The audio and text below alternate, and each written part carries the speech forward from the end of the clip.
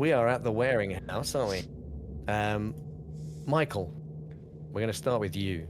You're standing in the kitchen of this particular house.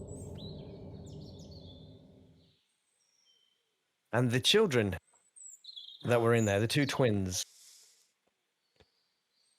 seem to be talking to a radio or a wireless. Sorry, Dave. And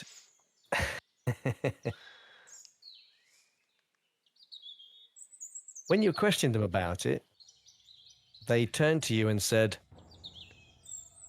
"He says you'll know soon enough."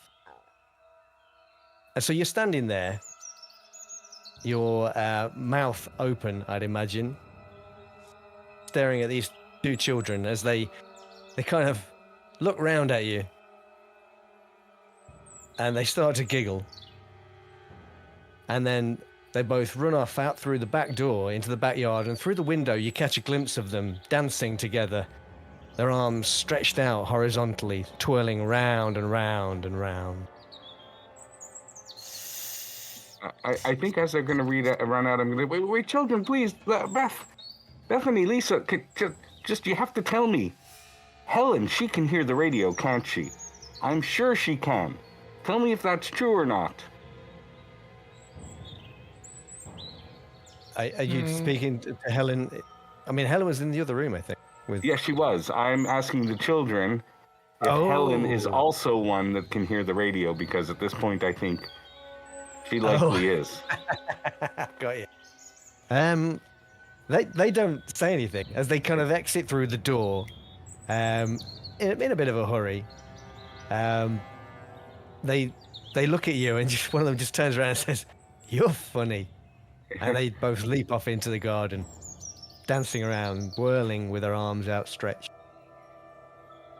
I'm going to go back into the room and guys, there is something troubling these children. They think they hear voices through the radio.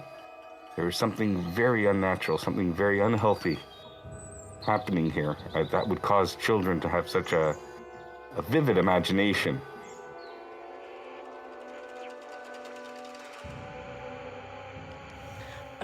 What do you mean, Doctor? How can they?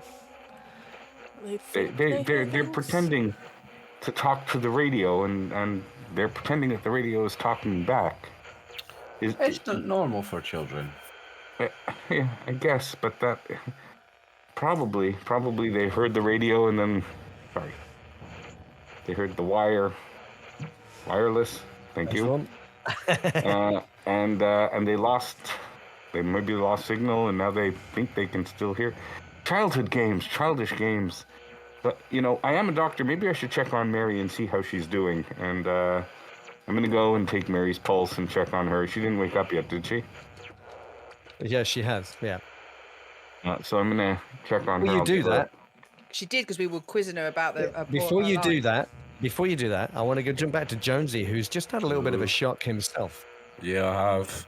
I was looking in, I was in a kind of mad dream where I was scratching myself out of a mirror, wasn't I? You were, yes, for some strange reason. As you kind of recall this, I mean, you took a step back. It gave you a start, didn't it, when this occurred? Yeah, it almost knocked me back, yeah. Yeah. The bathroom that you imagined yourself in, strikingly familiar. Okay. And do I have any recollection of where it's familiar from? Yeah, not too far away. Like maybe this house. I'm quite curious to go look in the bathroom now and see what the mirror looks like. Okay. Yeah, I'm gonna do it. I'm gonna go look at the bathroom. Okay. I guess nobody really notices you slip away as you make your way up the stairs. Once again, you have that dreadful feeling of familiarity. The creak on the stairs, you know exactly where it's going to be. And you reach the top of the stairs. The bathroom door is slightly ajar ahead of you. Quite dark up there, actually. despite the fact that it's still mid-morning. There's very little light. The windows are quite small upstairs. Is there a light to put on? There is, yes. As you step into the bathroom, you can see there's a little light switch on the wall. I'll pull it. And yeah, this, you've been here before. And you recalled this just a second ago, this very bathroom. The mirror is to your right on the wall. And the lower part of it, there does seem to be something scratched out of it. Oh gosh. Mm. And what is it? Just like just random scratches, or is it words, or? When you step in front of it, it appears to be like the outline of a head, somebody's head. Probably slightly taller than you, maybe. But it appears that somebody has taken something to it, and in anger or fear, they've just scratched out whatever was there. Their own reflection. Yeah. Okay. What happens when I line myself up so that my head and shoulders fit? Like move myself around the room, tiptoe, whatever I need to do to line myself up with the scratched out mark. Yeah, it's like a perfect fit. It's almost as if somebody like yourself had stood there in front of the mirror and so appalled by what they saw,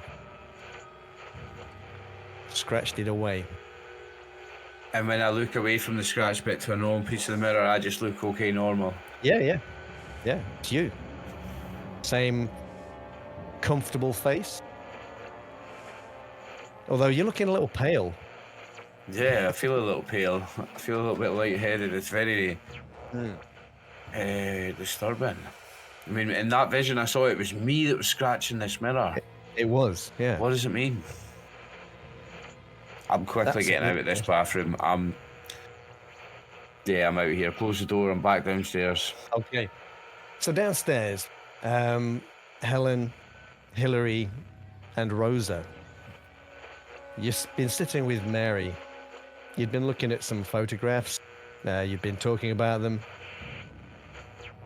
Is there anything else you'd like to do here?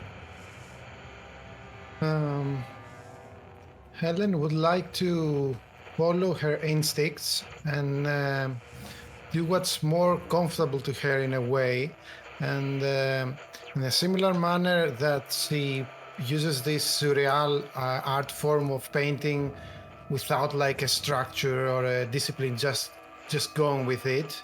She would like to hold again her sketchbook close to her chest, like a piece of armor, kinda, and walk around almost with her eyes closed around the house or in the exterior, wherever it takes her, like totally without like going specifically somewhere or looking for, like totally following her instincts and find, to whatever is to be found here, if there is anything else to be found here. Okay. Yeah, so are you exiting through the front or the back door? Wherever it takes me. Helen will probably close her eyes once she does that. Okay. You head back through the house, knowing exactly where you're going, through the kitchen to the back door. The back door is open. There's a gentle breeze blowing through it. You can hear children's laughter outside in the garden. And the static on the radio as you step into the kitchen. And for a moment, you feel that you can hear something in the static. Like fragments of a tune. And something else, a voice, maybe. But you can't make out what it's saying, but you can hear something there.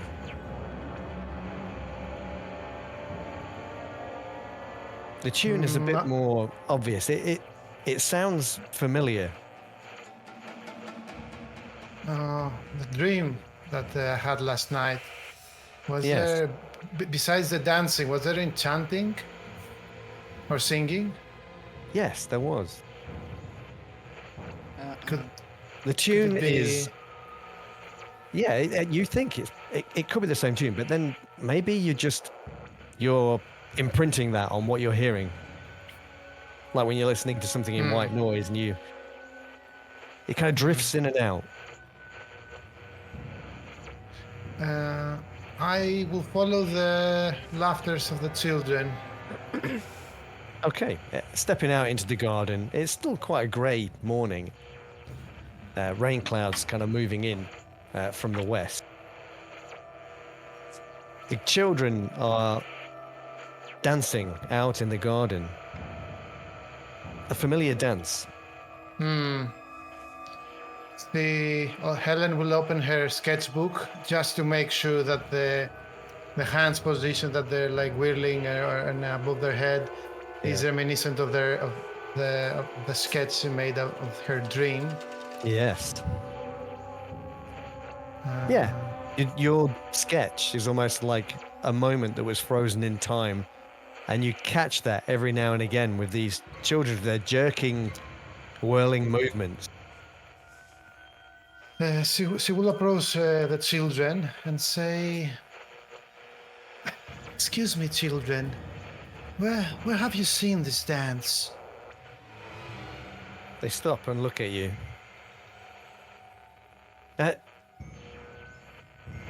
Our friend on the radio, our friend on the wireless taught it to us.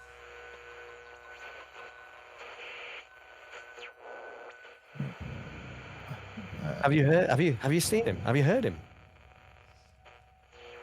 I might have heard something, but I was under the original impression that the wireless was broken. Oh no.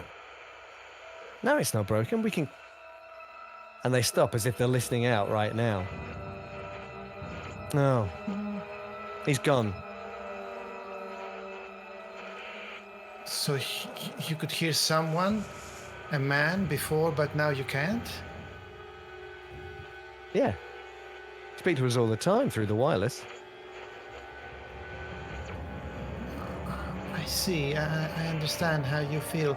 And you're saying that that voice taught you this particular dance that you seem to be enjoying.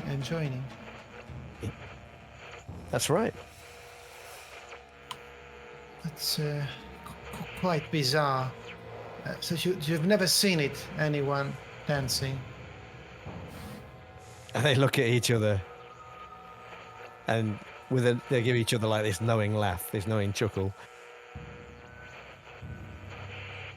She will cover from her from their sketchbook, the part in the middle. You know, it was her POV, watching like the ritualistic murder, the stone circles, and the people dancing. She will cover the murder. There will be a lot of red around, but you know, at least it will cover the dagger and the corpse, and she will show them the rest of the picture, which shows like the people dancing the way that they were dancing and the stony circle and thingy. And they look at it and their eyes go wide. You've seen the dream too. You've dreamt the same dream? You've seen this dream? How do you know that it was a dream? We've had it too. It's just a dream. And they start whirling around, dancing again, running and laughing. She will like look behind her back inside her house, like kinda like wanting the help of someone inside. One of the adults or something, instinctively again. Is there anyone looking? Well, we'll come back to that. Okay. Yeah, we'll come back to that then. So, inside the house, Mary stands up, looking out into the garden when she's aware that there's somebody out there with the children. Anybody want to say anything else to her, or? Yeah, I'm gonna at this point stand up and say, I think this is enough now, don't you? I think we should leave this poor lady. And I go over and rest my hand on her shoulder and say, I am so sorry that we have overwhelmed you and scared you in your own house. And as you put your hand on her shoulder, she shudders suddenly, like as if she was distracted and you've just frightened her. Made a jump. I'm so sorry. We are here because we are confused and maybe a little bit perplexed on the fact that our picture has appeared in a pub that we have, and we find that we are all connected and we don't know why. This is the first time we've met this weekend. I am so sorry. We're just here to seek answers, and it seems that we have frightened you. We only wanted some answers. We will all leave now. But if you could guide us where else maybe find some other answers, then we will leave. We are so sorry. Mary, don't be concerned about the children outside. And then I'm gonna see that Helen is probably there, and I'm gonna say, no. It's okay. You should watch over your children very carefully here. But can you tell me, when I first came in, have others before us come also asking about their time in this house? She looks at you.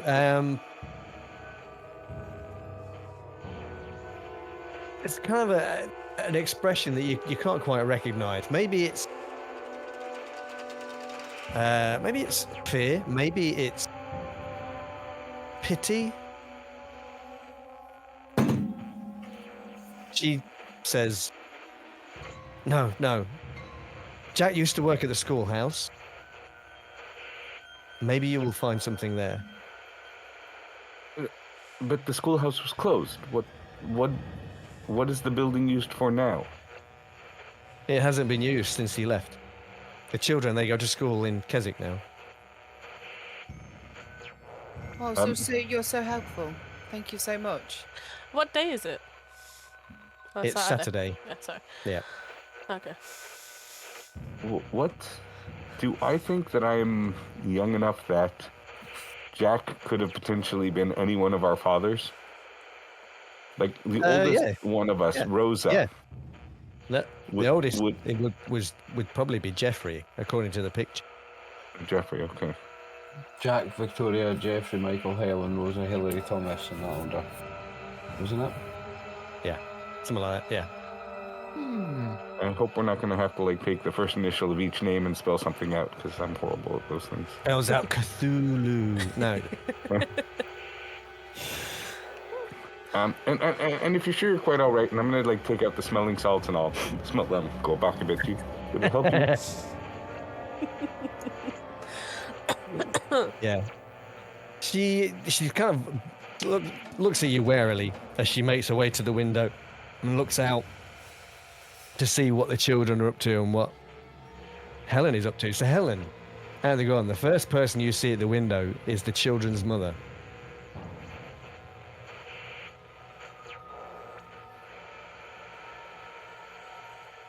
And she looks at you with suspicion. And then she opens the window. Lisa, Bethany, come in here now.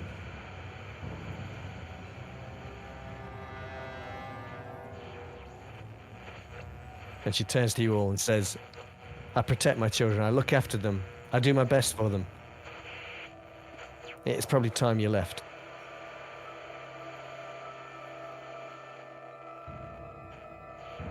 I agree. We will leave. We will wander over to the schoolhouse. I'm so sorry that we upset you. And if a lot of people in this town are Catholics, and I know they frown upon smaller families. So if you'd like to adopt some children from the orphanage, you can have more children in the house, and you'll be much better accepted.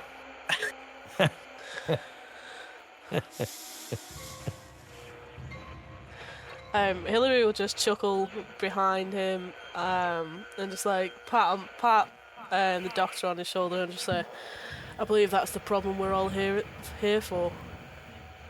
Yes. Look, I'll turn to Mary and just be like, we apologise for barging in. Thank you for any information you have given us and could give us. As I say, I know losing Jack must have been hard, but we are just trying to piece together the past. If you have any information or anything, it would be grateful. I would like you to make a roll for that. Oh. Okay, dokie. Just investigate. Yeah, I think so. Yeah.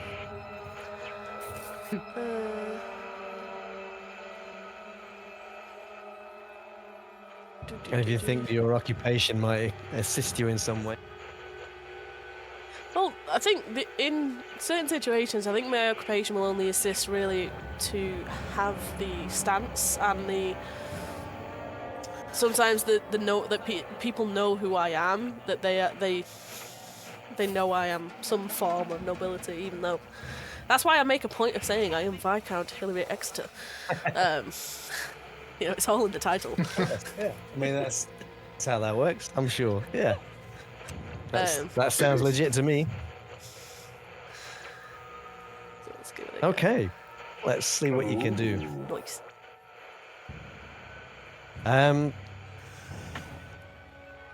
She says, if I think of anything else, will you be staying at the Leeward Inn in Manistee?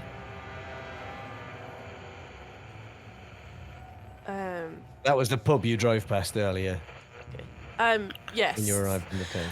Yes, we'll be staying in town, I imagine, for at least another day. Just to try and gather our thoughts and such. Okay. And I'd like you to make an insight roll now, please. Okay. Okay, cool. So,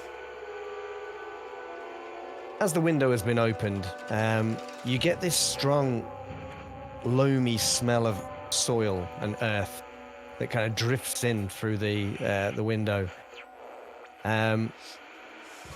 It's kind of a warm, safe kind of smell, and it puts you at ease a little. Okay. Just maybe a Okay. crack of a smile in the corner of my mouth. Just. Yeah. Okay, folks. So you leave, do you? Before I do, Yeah. I don't know if you need me to roll investigate, but I want to see what I can grab for a drink on the way out. That would be do something else, I think, or Okay. whatever the thing is called on the sheet. Let me just have a go. Other actions. Yeah. I mean, I don't think there's any real risk here. If you want to roll, that's fine. But I I don't would say think it's there's going to be within any my, real. I would say it's within my occupational expertise, so I should be rolling that extra dice for it. Okay, fair enough. Fair enough. Competently succeeded. Excellent. So, what is it you've grabbed? Oh, a half a bottle of gin, I think. Oh, perfect. Yeah, Oh, wow. absolutely. Mother's ruin. Well, Jonesy's ruin in this case, maybe. Spoilers. Anyway. Does everyone know the story of Mother's Ruin? If you don't, I'll tell you another time why they call it Mother's Ruin. It's a cool one. I've never heard that Okay. saying Yep. before. Cool. We need to know that. Right. You step out onto the driveway, head back to Rosa's car. What do you think, guys? Probably the schoolhouse before we go to that circle thing. Speaking of the circle thing, there is something I must inform this group. The children, I don't know which of you interacted with them, but they told me that they shared the dream that we shared, or at least if that hypothesis is true. They did they were dancing in a similar way that we saw those people dancing, and they, well, Yeah, She but they stops also there said and, they could hear checks. voices on the radio. Clearly, they were just playing makeup. They're just children playing games, I think, yeah. I mean, there were no voices on the radio. There were no songs. They were making things up in their head. Probably you struck a chord with them and their imagination was, they would probably say, yeah, sure, I had that same dream too. Yes, Um, most likely, Doctor. And then she looks away, really worried, without anyone else noticing it. I open the door, the back door, and say, Helen, Hillary, Doctor, just get in a minute. Jonesy, I think I've left my bag back at the house. Will you escort me back so we don't frighten this lady? And Sure, no problem.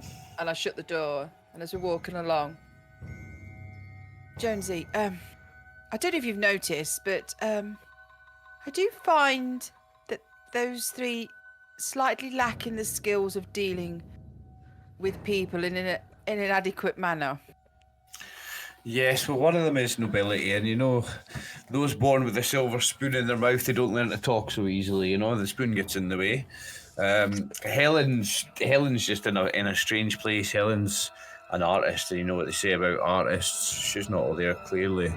And the doctor's, I think, worst bedside manner I've ever seen. Yeah, he's not got the best bedside manner I've ever seen. I mean, I resemble that comment. I didn't. I have to deal with all levels of people at all times. I deal with antiques, and I just feel if we have to speak to anyone, maybe you should jump up first because they're more likely to upset people. Yeah, I was certainly happy to take the lead in a social situation. I'm a charming chap when I need to be. I was so uncomfortable with Hillary just rooting through that poor woman's books and drawers just so she and the photographs. It was just like, I know we wanted to find out information, but it was the woman's home. So the lack of respect to just go through her things like that. Pulls a bottle from his jacket pocket.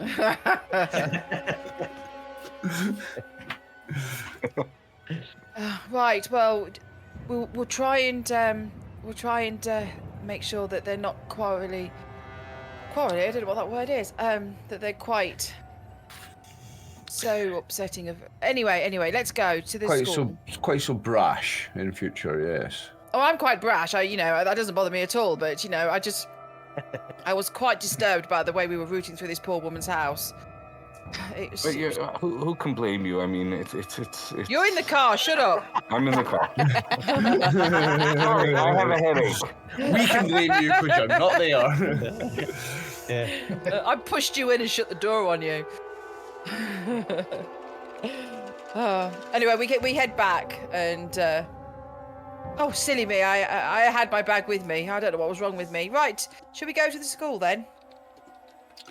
Yes, I think so. We're probably going to get in the car. Being a small village, it's probably like, there we are. Next door. Perhaps it's 100 yards or so down the road. You come across this old building. The grounds are overgrown. Bramble and hawthorn have kind of grown up all around this. The building looks intact. It's not been abandoned that long. It's only been 6 years, right? Windows have been mostly boarded up. You pull the car up onto the grass verge and step through the rusty iron gate. And the building it's quite small. There is an entrance at either end, one saying girls, one saying boys.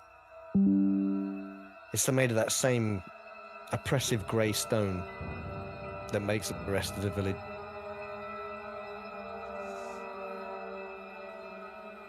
I get out. Yeah. Does the school look familiar to us like the house did? Interesting, yeah. We'll come to that in a moment. Oh, hey, oh.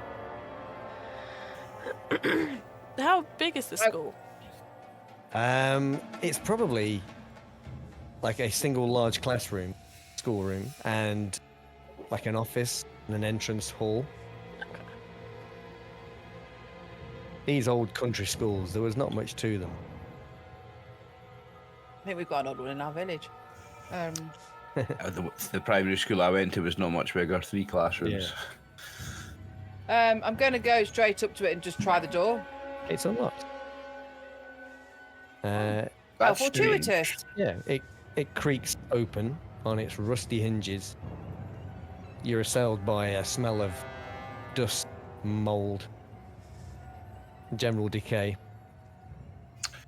I'm looking around at the entrance for tramp symbols, because tramps, we have a code for each other, like this is a safe place to sleep, and there'll be little marks on the ground or little marks on the wall. We do little symbols Wow. to say that this is a safe place. I want to see if there's any tramp marks here, if any tramps been living here. Ooh. No, there are none. Okay. Helen will approach Jonesy as he does that. Last time when we entered this house, when we were approaching the house, you and I felt something. I'm not feeling it, anything of sorts. Are you now? No, nothing, Helen. This Nothing. feeling of That's deja vu, as they say.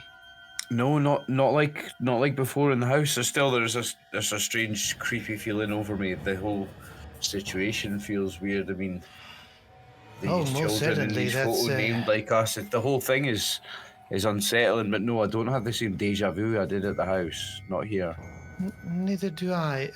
But yes, you're quite right. There is something eerie in the air.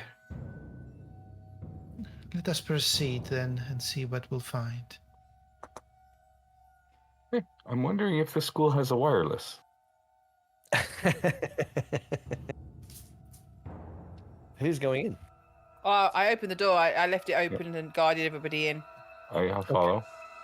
Yeah. It's an old Victorian building, and the floors are made of flagstone, and moss and weeds kind of pushing their way up from between these flagstones on the floor. There's dust everywhere. Cobwebs hang in every corner.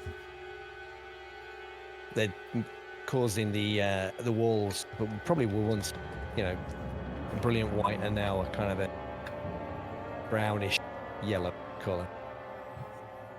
The door to the office is on your immediate right as you enter. Up ahead, you can see it opens out to a larger room. You can see rows of desks covering the floor. And it was years ago this place closed down, wasn't it? Six Six years. 6 years. Yeah. Actually, there's a note. There is a note that has been pinned to the office door. Piece of paper, some handwriting on it. On closer inspection, seems to be some rather childish handwriting. It just says, "You're not here. We are going home. Call round when school is open." You're not here, Where's we're that? going home. Call round when school is open. Okay. Well, that might indicate that the departure wasn't expected. Well, she said he was just going. Somebody's Yeah. She said he looking just for him. disappeared. Is the office door open? Yes. Helen will go for the classroom, rather. She won't follow to the office. Okay. I'll go to the office. Okay. And I'm going to do what the note says. You're gonna go home. No, I'm going to actually call around and say that we're here. Oh, you're just gonna wander around, shout That out. is a very creepy looking classroom. Oh my. Yeah. So, as Helen steps into the schoolroom, the desks are covered by a thick layer of dust. There's a chalkboard with some partially obscured, probably some kind of equation in. Other than that, it's all very quiet, eerily. What kind of equation? Like something that they would teach to children of that age, or something else? It's difficult to say because most of it's kind of been rubbed out. But yeah, possibly, yeah. Okay, no, In the school would have no. taught kids of various different ages. So would like to go over the desks and maybe the corners of the classroom to see if any children has painted anything like that's Okay. or like scratched in the desks or something. Yeah. Names, anything really. I don't know what the picture might be. They're just there for flavour purposes. These are the desks that kind of lift up. Or we had those. Yeah, the old desks. They lift up and you used to leave your books inside them. Little inkwell. Yeah, and so you lift a few of these up. There's scraps of paper, some dried up inkwells on these things. There's the remains of pencils, some pencil shavings, things of that nature. And scratched under the desk, kids over the years have written little things with some sharp implement, like a compass or something. So you see various different names, or Bill was here and all this kind of stuff. Speaking of check- names, Yeah. maybe the names that of any of our names. Oh, yeah. Oh. You get to one desk that's kind of over by the window, and as you lift that up, amidst the rest of the graffiti, you see the name Rosa carved on the desk. Of course, I'm in the office. When Helen was a child, she used to draw quite a lot in these under the desks using her pencils. She doesn't see any of her style of drawing. She will No. recognize her own. No, nothing No. like that at all. Then she will go to find Rosa. Okay, I'm going to jump back to Rosa first. Who's where right now? We know that Rosa's in the office. We know that Helen is in the schoolroom. Where's everybody else? I want to go in the office. So you've gone with Rosa. Cool. Yes. And I would probably be like going down the main corridor and into the classroom. Yeah, and you've been calling out as well, have you? Said you were calling out. We're here, teacher. Where are you? Yeah, so you get no response. Unsurprisingly, I suppose. I As suppose. you head into the schoolroom, you see Helen going between the desks, kind of looking under each one, looking into see what's in there. Did you find Yeah, yours like yet? Oddly, Turns around and Yeah. gets a little bit startled. You startled me there. No, but I did find one that says Rosa. I was going to find Rosa and ask her if she has any recollection of that particular desk. And it's funny you should mention, because Michael, you definitely do. This room, you know. You've been here before, although it seems quite small. It doesn't seem like it's the right size. It seems a lot smaller than you recall. But you know. And you instinctively, as soon as Helen says she's found Rosa's desk, you automatically look to the one by the window. And am I looking at that one because it's Rosa's or because it's mine? Yeah, you know it's Rosa's. I know it's Rosa's. Yeah. I'm But gonna find. you just instinctively look over there as soon as Helen mentions Rosa's name. You're looking across. But I don't remember. I don't remember being with a Rosa in school. Why not? Oh, do I? What do you? Who knows? Okay. So I'm gonna try to find the desk that seems familiar to me, Okay, that you do. and I'm gonna sit in it, and I'm going to look over where Jeffrey's desk is, Yeah. in that direction. Yeah. And what I'm trying to do is I'm trying to help trigger a memory as if I have forgotten stuff. Oh, like you're trying to get some recollection. Yes, I'm closing my eyes, I'm gonna look over, I'm gonna try to place myself in the situation and see if that helps me at all. Why don't you make an investigation. By the way, Helen was about to leave, but she stands by the door, turns around to see what he's doing, and she's quite surprised seeing him close his eyes and like feeling the moment in a similar way that she does. And she will look at him for a bit before leaving. Yeah. Like maybe stay there. Yeah. Okay.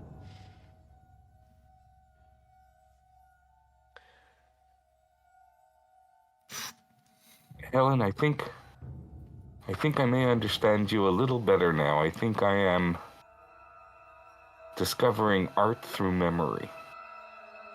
And as you sit there, you recall a man standing at the front of the class, writing on that very same chalkboard, and you writing on this very desk, scratching something out on a piece of paper, learning by rote, if you like. But it's a distant memory. It's really distant. But that man is the man from the photograph from the Blackstone Hotel. It's Jack.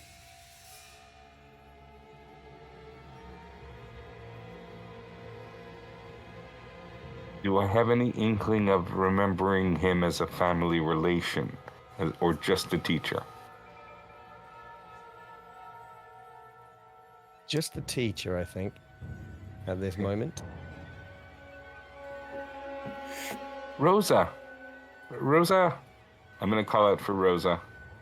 Okay, so we'll jump back. Yes, Hillary, were you in let's the... go find her. But before we leave, Doctor, does that equation, you're a man of science, does that equation tell you anything more than it says to me? Well, we'll come back to that. Let's All right. just want to jump back to the others for a moment as they enter the office. Okay. The windows for the office have been completely boarded up. There is a desk in there. It's a reasonable size. There are various shelves. There's like a cupboard with its doors firmly shut, made of dark wood, covered in dust and cobwebs. In one corner of the room, it looks as if it was a working office. When somebody left it, they didn't bother to tidy everything away. Things are scattered around. There's papers, attendance registers, things like that. They're all kind of stacked up on the desk. And exercise, if you like, from past. Okay. I want to have a look and see if there's any class registers. Yes. Lists of kids' names. Okay. Yes. And you I wanna- will just search through the drawers and the obviously what would be the headmaster or the main teacher's drawers.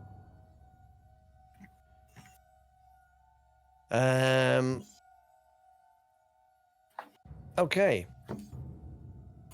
So you skip through the registers, Jonesy, and they're quite large books with lots of lines drawn within them. Mm-hmm. Children's names written down the left-hand side and symbols drawn whether they were absent or present on a particular day. And flicking through these names, there are a lot of names there that you don't recognise, that are fairly obvious.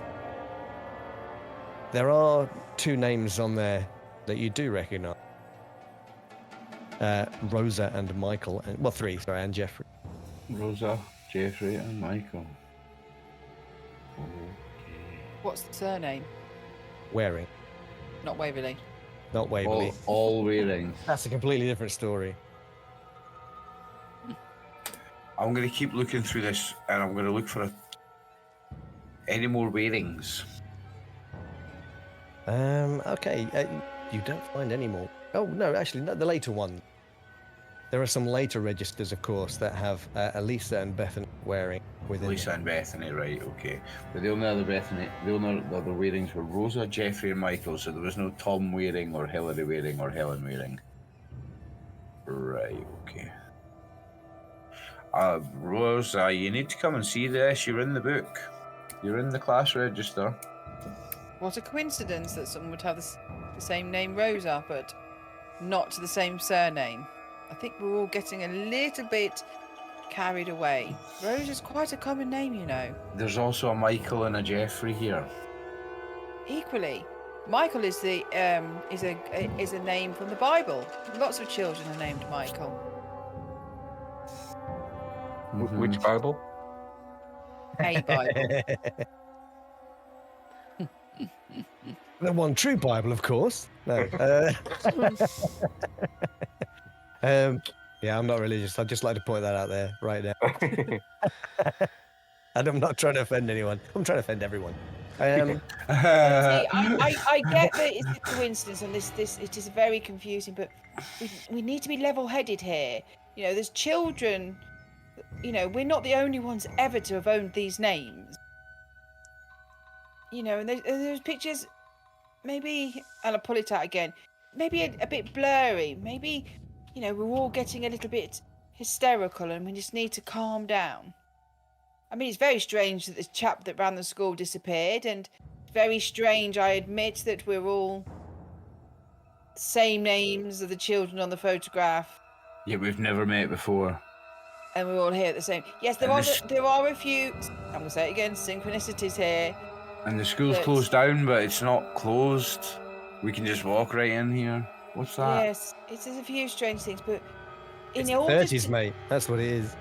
Well, yeah. in order to look into these things, we need to be level-headed and not hysterical. Okay. So I look and go, yes, there's my name, and there's the other name, and let's search his drawers. Yeah, let's look at the drawers in the office Yeah. then. So What's the Hillary headmaster doing? Or whatever.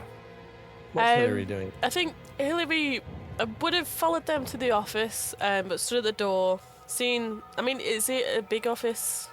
Or It's a fairly. I mean, it's not massive. The whole building is fairly small, really. It it's just probably would would have held. would it have been maybe crowded, like with three of us 12 searching? kids. No, not necessarily. No. You could all three get there if you wanted. Okay. Well, I think either way, I would have stood at the door for a little bit, watched them two search around a bit, but then I would have moved on. Essentially, I'm gonna look around for any other doors or access, mainly just to see if there's like another room somewhere, a cellar, or anything like that. Okay. It doesn't take much of a search. It's not a big place. It's a very, very simple building. There's nothing else here in terms of rooms. Just these two main rooms and the kind of entrance hall, and that is it. There's not much else there. Okay. The other two. Why don't you go ahead and make some investigate rolls? As you're searching through these, I mean, what is it? Are you looking for something specific? That would be so we can get some idea as to what kind of role we're doing and how your occupations might assist it. In the drawers. You're going through the drawers and things. Yeah, aren't no, you? I don't really know. Really, as I said, it's like there's a lot of coincidences and stuff like that. I mean, I don't know. Maybe old school photographs, some kind. I of would want to letters. see if there was any records of this teacher leaving, anything about why he Yeah. left, or Okay.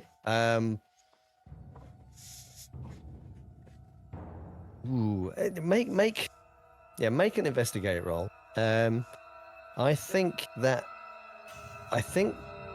Rosa can have an occupation die because she's used to going through archives and records and things like that anyway. Yeah. So Yeah.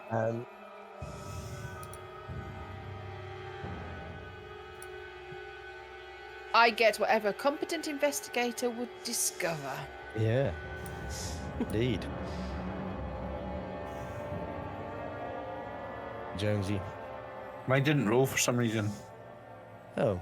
Did it, Impressive, open it up, didn't roll. did it open up the little window behind the character sheet maybe to where you choose the different No, let me try again.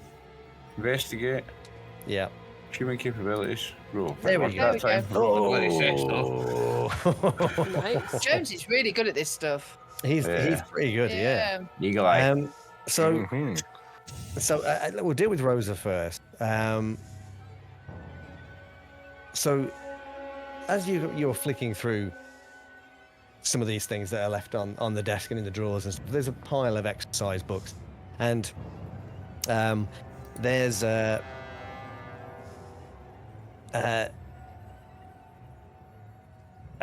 little kind of story that one of the children has written that kind of catches your eye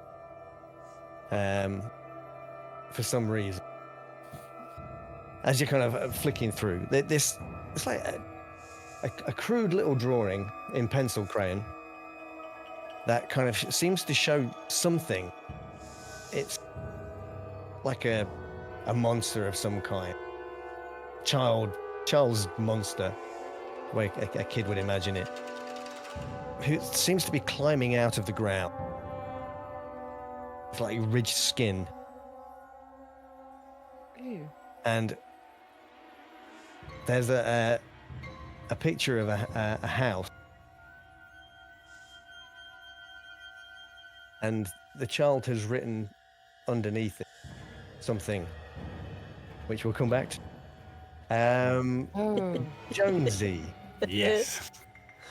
you also have discovered an exercise book, Okay. and you're struck by there's another child's story in there, which strikes you as possibly repetition of something, like a local legend or something like that. It's what it kind of purports to be. It's obviously written by one of the older children, and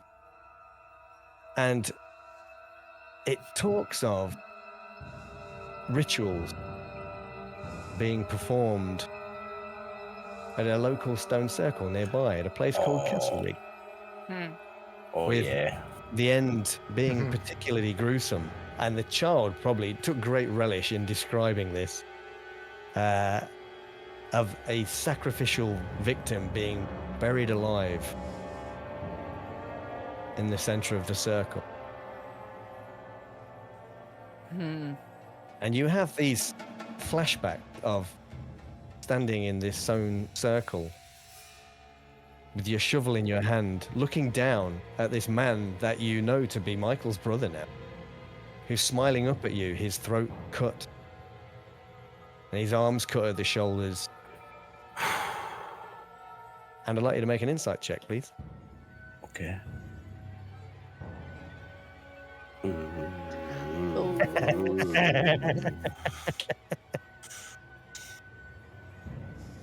Maybe it's not the So- strangest thing you've heard all day, but So when he's reading this story, he suddenly imagines Jeffrey, and this story's about Jeffrey, and these kids have murdered Jeffrey, and he has a sudden realization that Jeffrey, Michael's brother's been murdered by some school kids. ooh,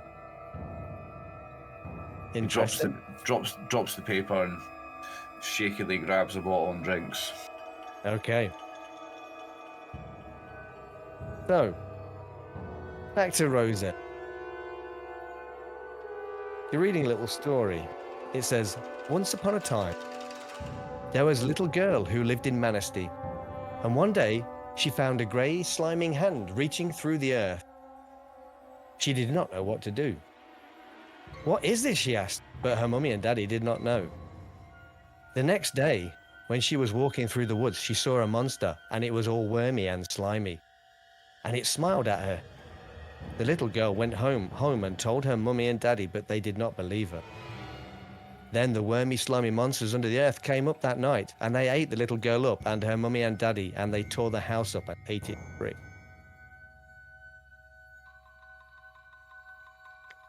Okay. Children have vivid imaginations. They do. Yeah, not sure why it resonates with you. Is there a name on the front of the book? There is not. Is there Actually, there would be a kid's name. It's nobody you know. Okay.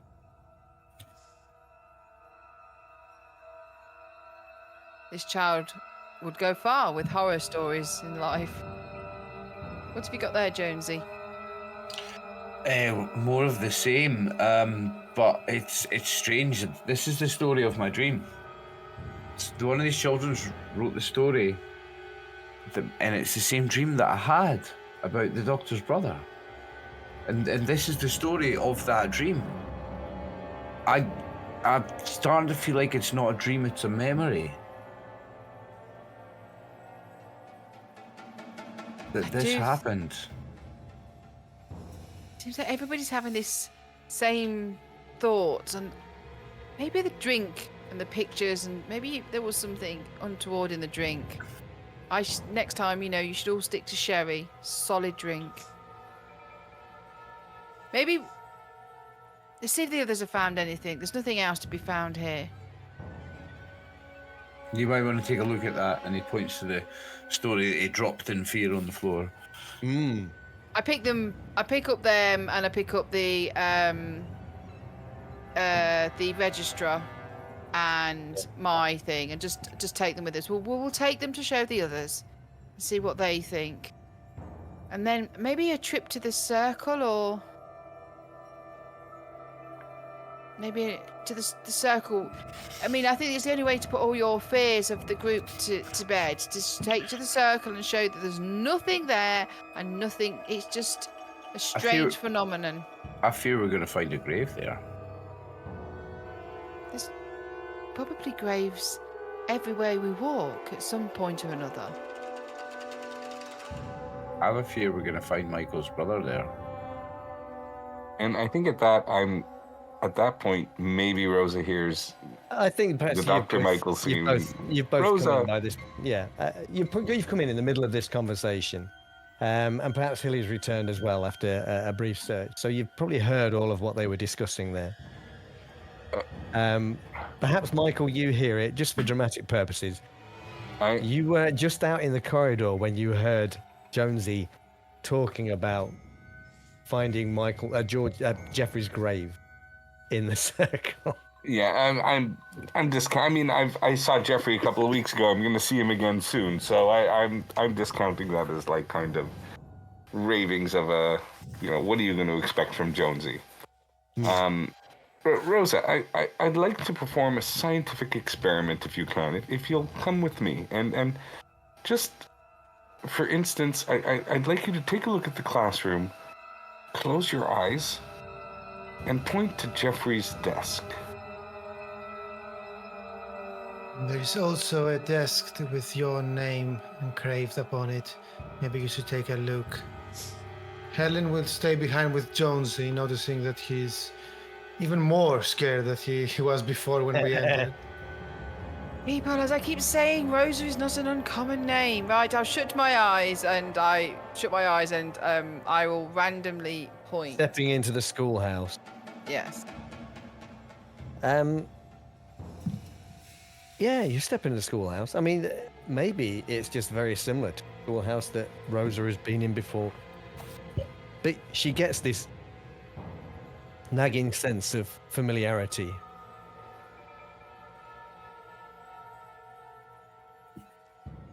The desk over by the window draws your eye. You don't know why. The room seems really small and enclosed, though, compared to the ones you before, I guess.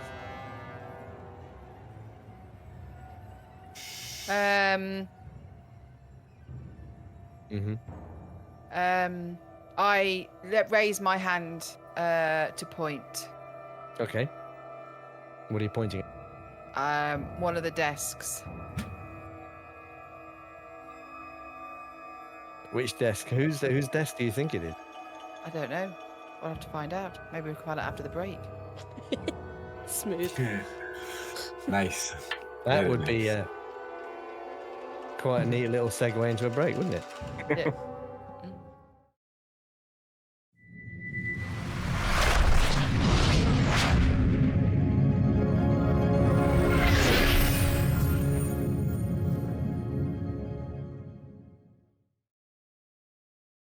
Found some things out in the old schoolhouse.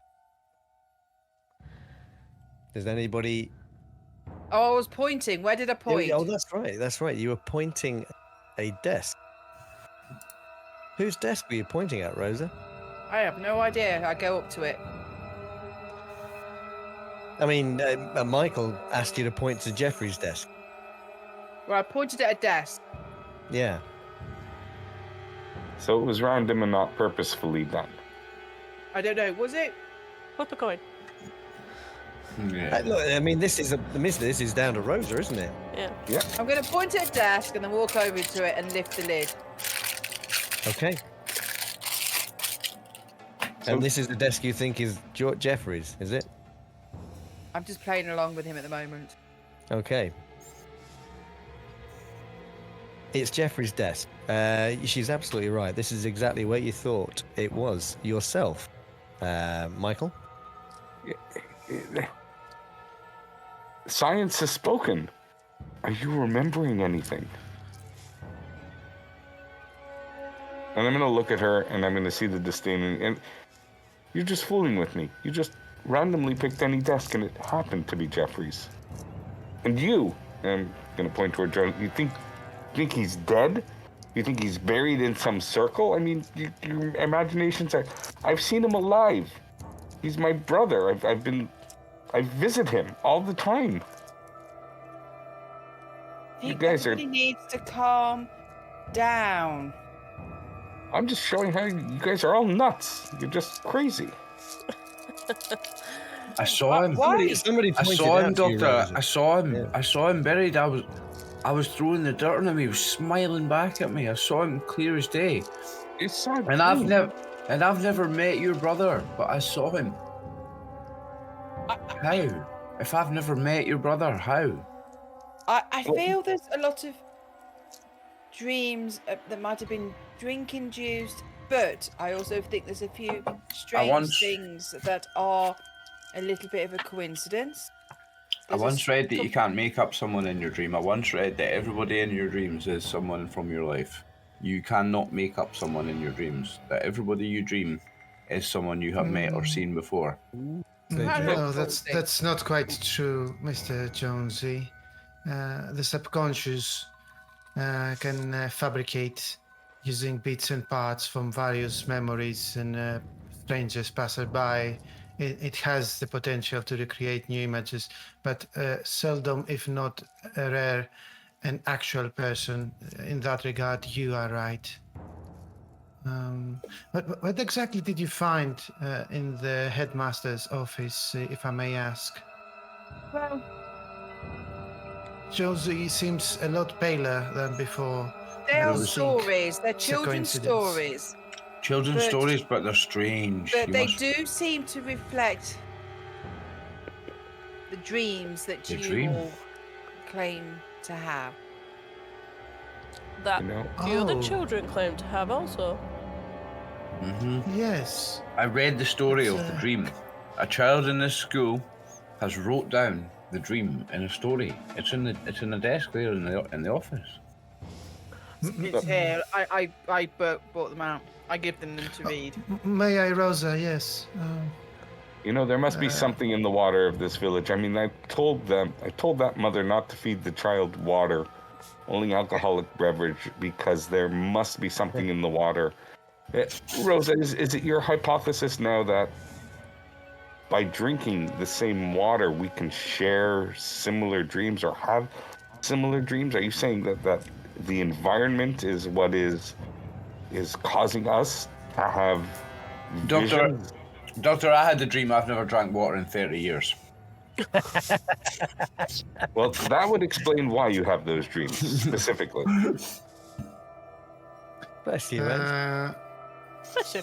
Helen is about to argue about hallucination of water, but she goes first through the story and she tries to find if there are any paintings, maybe, or any sketches. There's just this child's picture that has been drawn of a house.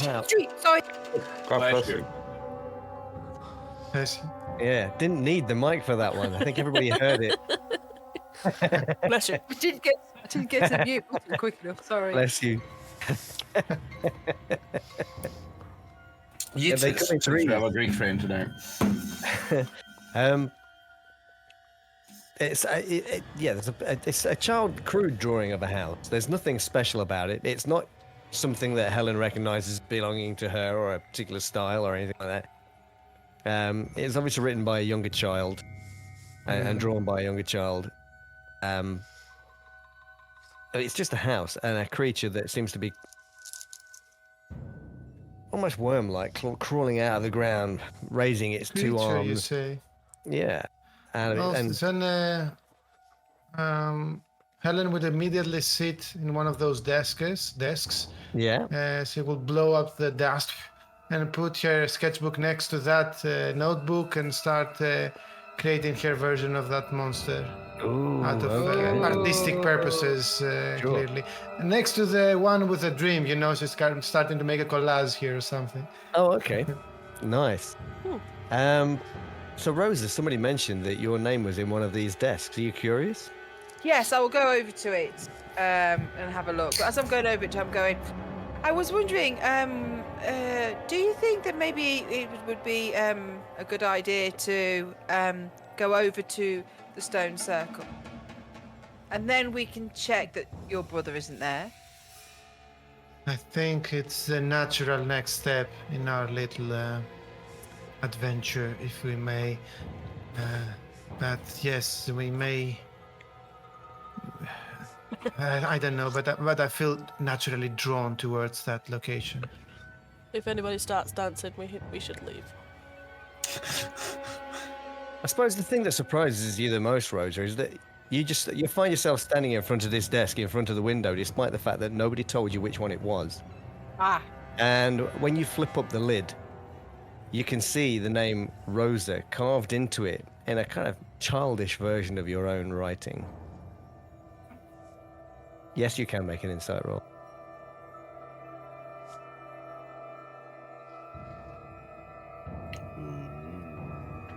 So while Rosa's moved over to her desk, turn to the doctor and Helen and just did you find any other desks? So we have Rosa's and Jeffrey's, correct? Mm-hmm. I mean, Michael was sat at what he felt was his desk. I don't know if he's mentioned that to anybody. Did you mention that to anybody, Michael? No, I didn't. No, even that I'm going to posit that, all these things in these children's and their imagination, it must be that they're just listening to the adventures of Sam Spade on the radio. I mean, he deals with all of these mystery type things and stuff. It's but I can't shake off the feeling that house was familiar to me, and I can't shake off that feeling that so is this schoolhouse. Is it? I feel a connection to it. I think Jack taught me, and Jeffrey, and Rosa. Does the drawing of the house with the worm look like the house we were in? It's a very crude drawing of a house, like just a square with the windows and a door. Yeah. So it doesn't really. No. There's not like a tree in the back garden at the same spot or anything at all that would identify it as that house. You know what? Why don't you make a roll and tell me? An investigate? That's actually, yeah, let's do that. Okay. That's a little. It's not occupational expertise. Just a regular. No, it's just a regular roll. Maybe can I help with that mechanic that you help? No need. I mean, you don't need no to. Yes. Okay. So let's say, yeah, there is a tree. There's a tree with a rope swing in the back, which you caught a glimpse of when you were in the house. It's the same house. Yeah. I'll point that out to whoever's closest to me. Look, the picture of the drawing. This is the house we were in. Look at the tree and where the tree swing is. It's the same back garden. So whoever's paying attention to me, I'm telling them. I don't know why that would be the case, but it is.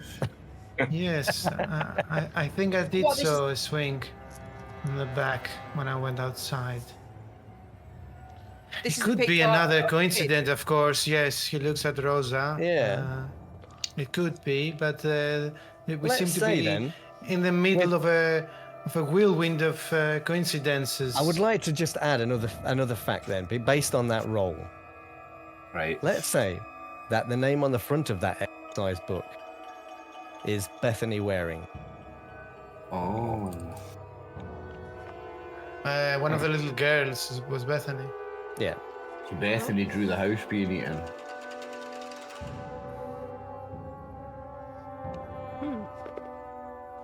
She said she heard voices from the radio. There's no radio in the school, yeah. Wireless. No. Wireless. No.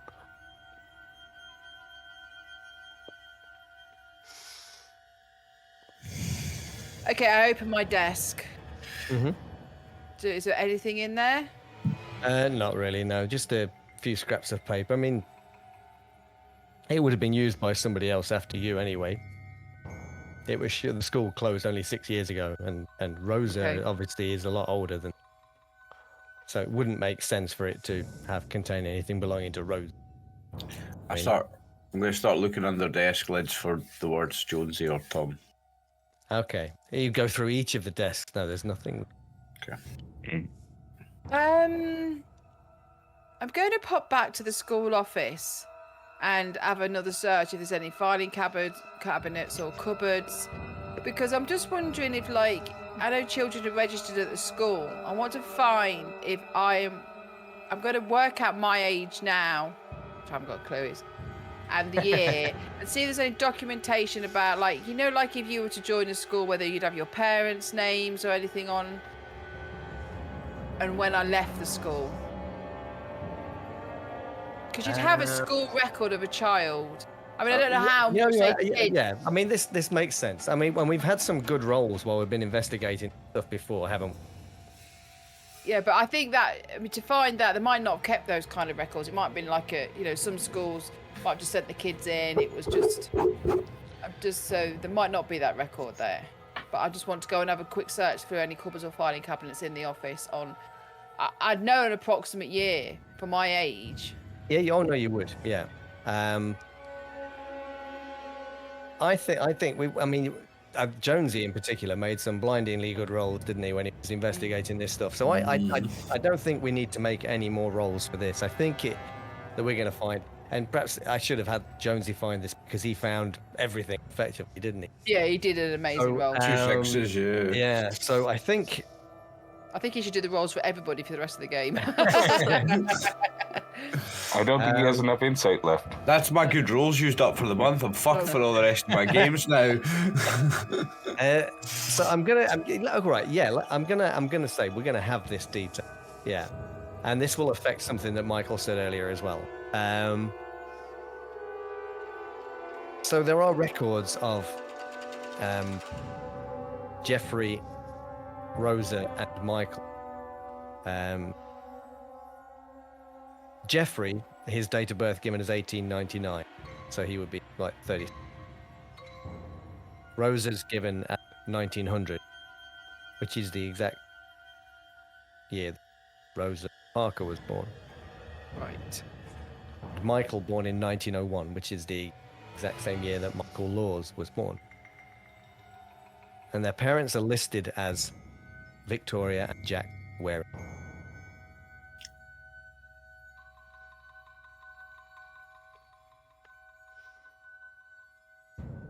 What was the name of the teacher that went? Just remind me the teacher. Jack Waring. Jack Waring. And he's also He the was father a bit of of the a devil, twin. wasn't he? He's the twin girls' father as well, isn't he? Yeah, if you were to check those records too, which I mean you've found on your roll. Which still- Lisa and Bethany are the daughters of Jack Waring. So, What date I were they s- registered? What are their dates of birth? Their dates of birth will be 1920. So there's 30 years between the kids. Yeah. wow. Randy did. Okay, so I find this information. I come back in and I sit at the desk and I go, Okay.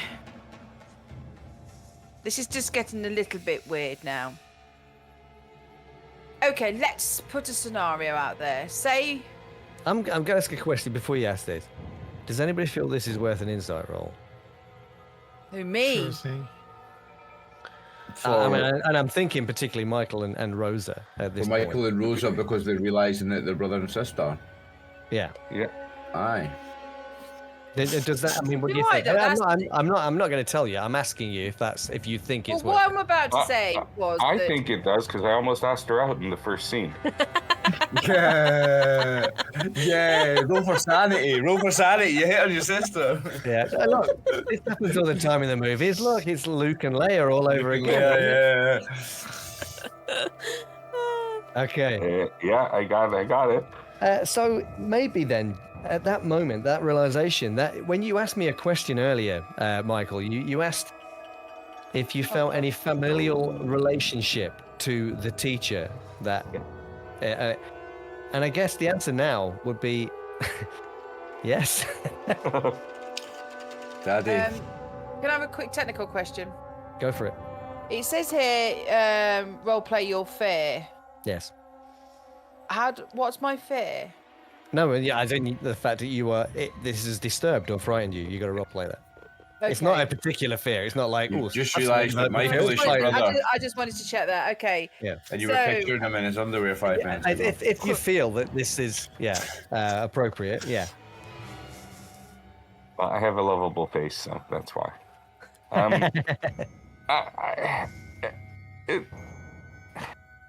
This makes no sense. Why are all my memories until now of being with a completely different family? And why do I remember Jeffrey as my brother? He's always been my brother, but not Rosa as my sister. I mean, clearly this is too coincidental. These memories are whether I'm subsuming them or not, they seem so real. I know things, I'm remembering things. This is... Coincidences have a maximum number. Once you get to so many, they are no longer coincidences. You're my sister? Not you, Jonesy. Rosa. I just don't know. I just don't know. If you had I don't know. Maybe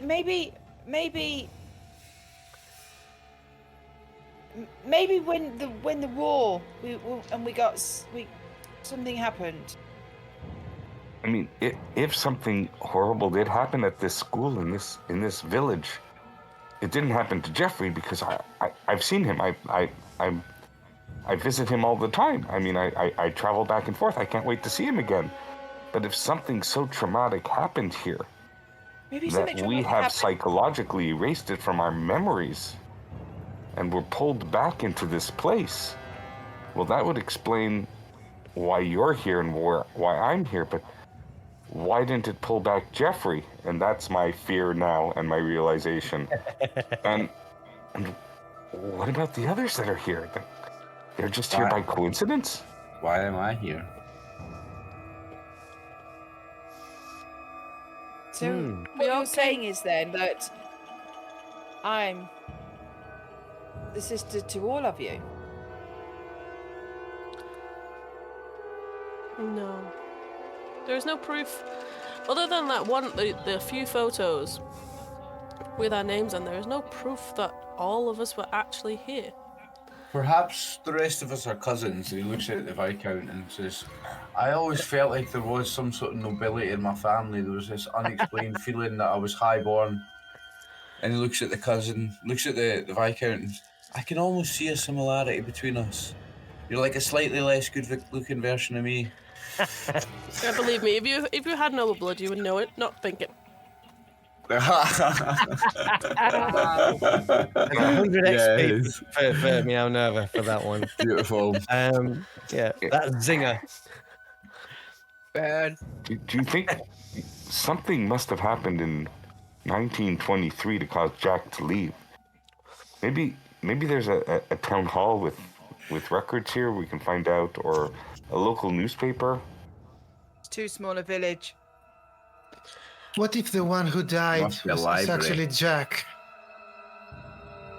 What if we go to that Stony Ridge place and the person that we find buried is actually Jack? Are you talking about grave digging?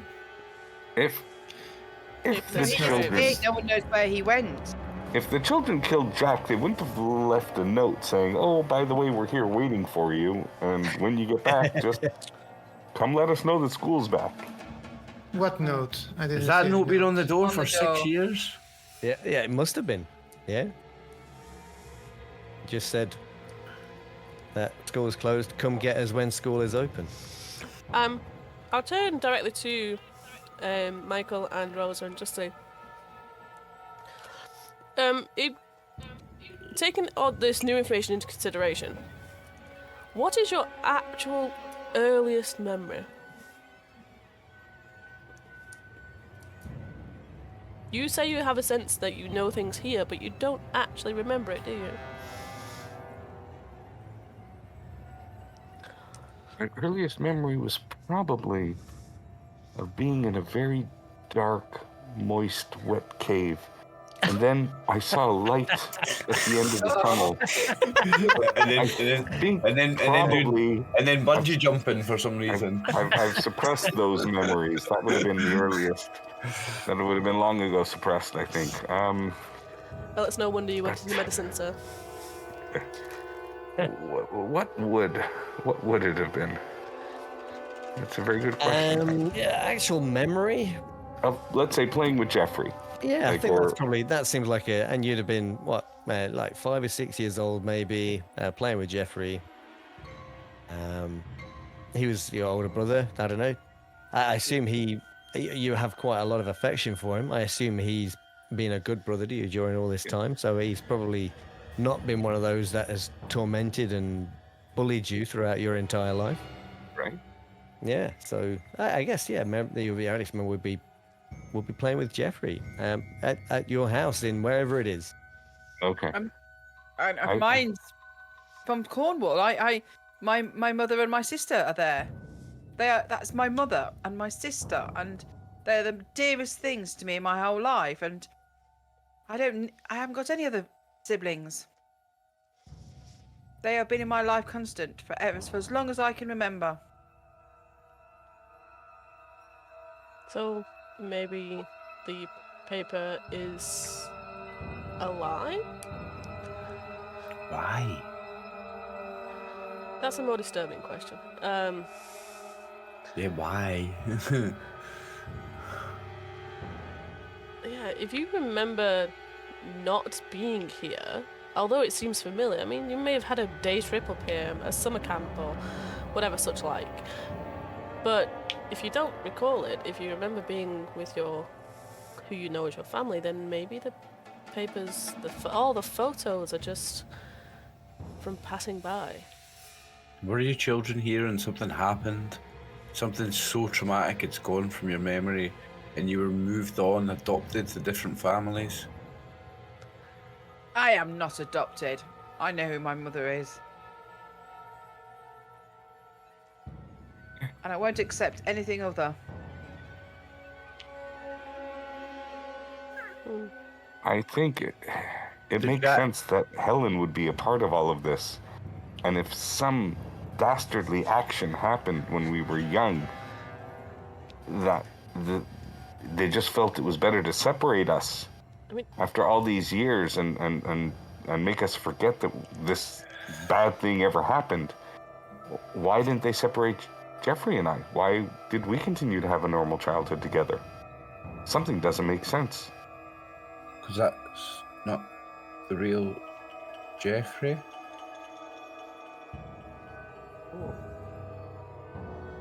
Maybe We I can't was answer adopted these by a questions. family with another Jeffrey. We can't answer these questions. We're just surmising here. We're just going along with what ifs and maybes and. I'm And we're not- sorry. Jeffrey was in that picture that you found, Rosa. And then the older version of Jeffrey was in Helen's drawing depiction of him. And It's my the same dream. Jeffrey. Jeffrey didn't die here in that circle. He's not buried in that circle. Well, you know what? All these ifs and buts and maybes and we're not getting anywhere. We need to find some people, we need to speak to them, or we need to go to the stone circle and we will look and check that your Jeffrey is not there. I think that's where we should go straight away. Just put that out, that one out. I most certainly agree. We should head to the stone circle and Yes, Helen. maybe Jonesy should find a shovel. Yeah. I'm just worried that we do find what I fear the most. What is it, Helen? Are you looking for more inspiration for some more gruesome art? Doctor, Yeah. don't be sorry. so personal. There'll be a shovel in the corner of the room near the coals Give me a fire. coal shed, aye. Wait, how did you know that? You remembered that, didn't you? Because Where's the coal it's a shed, Rosa? school, and most schools are the same, and all schools need heating and coal. I'll ask Rosa to show me to the coal shed and see if she just instinctively knows where it is. Show me to the coal shed, Rosa. I'll grab a shovel. Try outside, and I'll go and get it. Come on, let's walk to the car. You go and get the. What to see if she would just like go straight to it and know where it was. Even if man, I he know seems to be right avoiding now, I doing that. refuse to. Which means that I want to know what it is, where it is we're going. What are you doing, folks? Helen will advocate for the stone circle. Okay. Yeah, once everybody's like at the car, I think at this point Hillary is actually going to.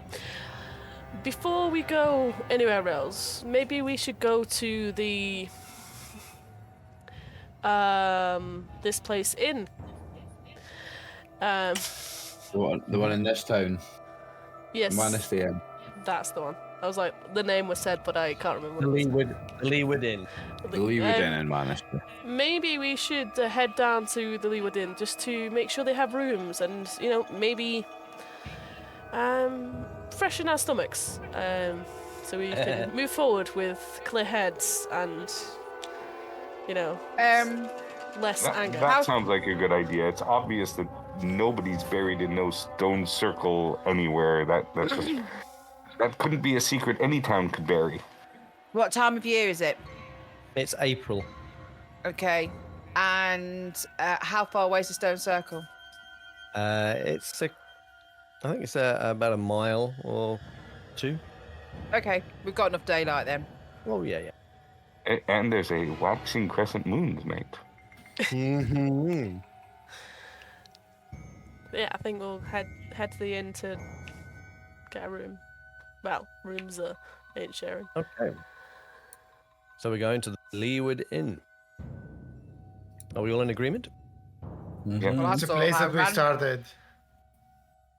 No, it's No, not, no, is it? No, it's no, the that new was in one. Keswick. That was an inn in a pub in that was Keswick. like when it was in Okay. Keswick. No, we're not It's going a back bit to seeing further away. Angry Mailman. God, no. We might go back just to abuse him a wee bit. He was a bit of a dick. It was quite fun. But did look a bit of a ramshackle. During the drive-by, Helen would like to paint almost once again with her eyes closed. Mm-hmm. And where does my art take me? What am I drawing here? Ooh, that's a good question.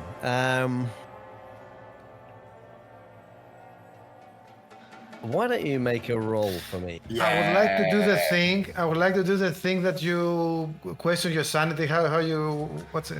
You know the Okay. bonus thing that you. Yeah, sure, yeah. Let's have I that. think I just press in inside. Insight roll. Oh, that's a great roll, though. Anyway, it was a great roll. Yeah, right. So just roll normally now, as if you'd got your investigate human and your investigate occupation die, and just make that roll. Without the mind. to I mean, succeed, risking. 6 is already going to beat everything. So Okay, if 6 are gonna be everything, there's no need. So yeah, close my eyes Oh, okay. and start drawing whatever my heart takes me. Okay. And Wherever the my heart- picture that you are drawing, bearing in mind you don't have that much time, it's black, and I think that you're doing this in a pen with pen, and it's very, very black and dark. And you feel yourself that it's something to do with something beneath the earth. Something is moving beneath the earth very, very quickly. And although the picture is grim and dark, anybody looking at it, it just seems like an angry kind of scribble across with in a black pen on this bit of paper. Whenever you look at it, what's going through your head at the time is that it means security, safety, and you're actually very disappointed in this picture yourself, because this isn't what you want out of your art. You want to shock and you want to draw up emotions in people, anger and stuff like that. And this is exactly the opposite of that. And so as you scribble this thing down and you look at it and you just think, this is trash, and you rip it up and screw it up in your hand angrily and throw it out the window. How's about that? Art rage. Okay. Okay. I see a red door and I want to paint it black. And when you finally look up, you can see that the car has pulled up into a car park outside this pub. It's still a very grey day. It's a bit murky. There's this faded sign that announces the Leeward Inn. It creaks gently in the breeze, and the building itself is squat and oppressive looking, made with this same grey stone thatched roof, which is unusual. It's normally like a slate roof that you've noticed on most of these, but this is thatched. Do you enter? Yeah. Well, yeah. Yeah. Cool.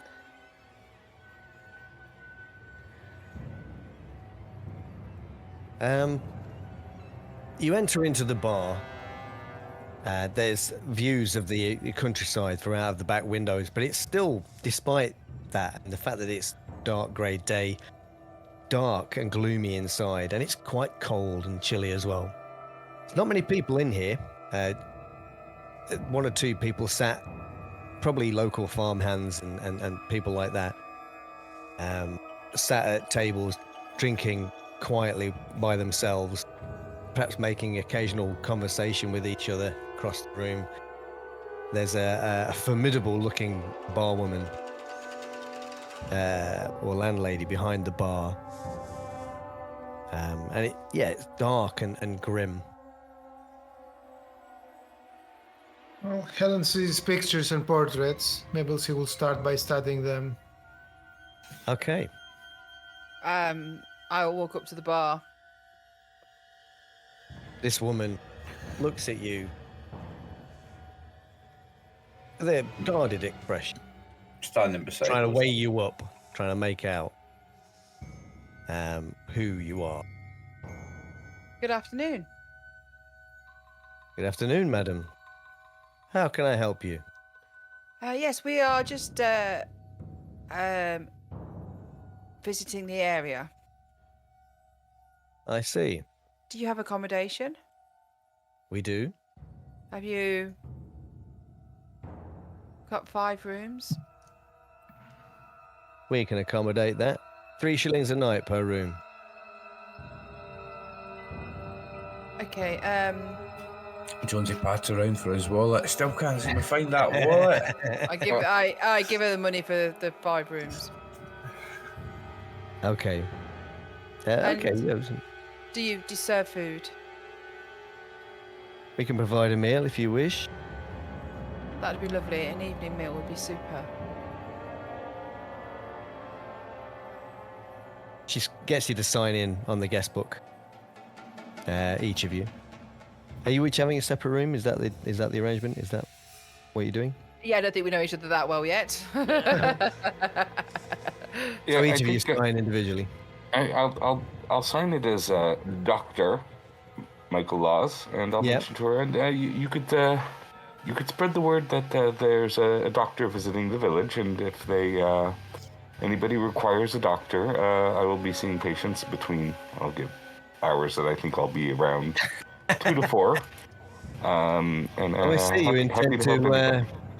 create a surgery within my establishment, are you? Oh no, absolutely not. No, to refer any surgical needs. I'm not that kind of doctor. I don't experiment on people. Helen will take advantage of that moment, and while the doctor is talking with a formidable woman, she takes the notepad to sign her own. She, takes a closer look at the past names written. Maybe there is any Jack name, and how big is the book? I don't know. She will start from the bottom and go up. Okay. Yeah. So you start from the bottom.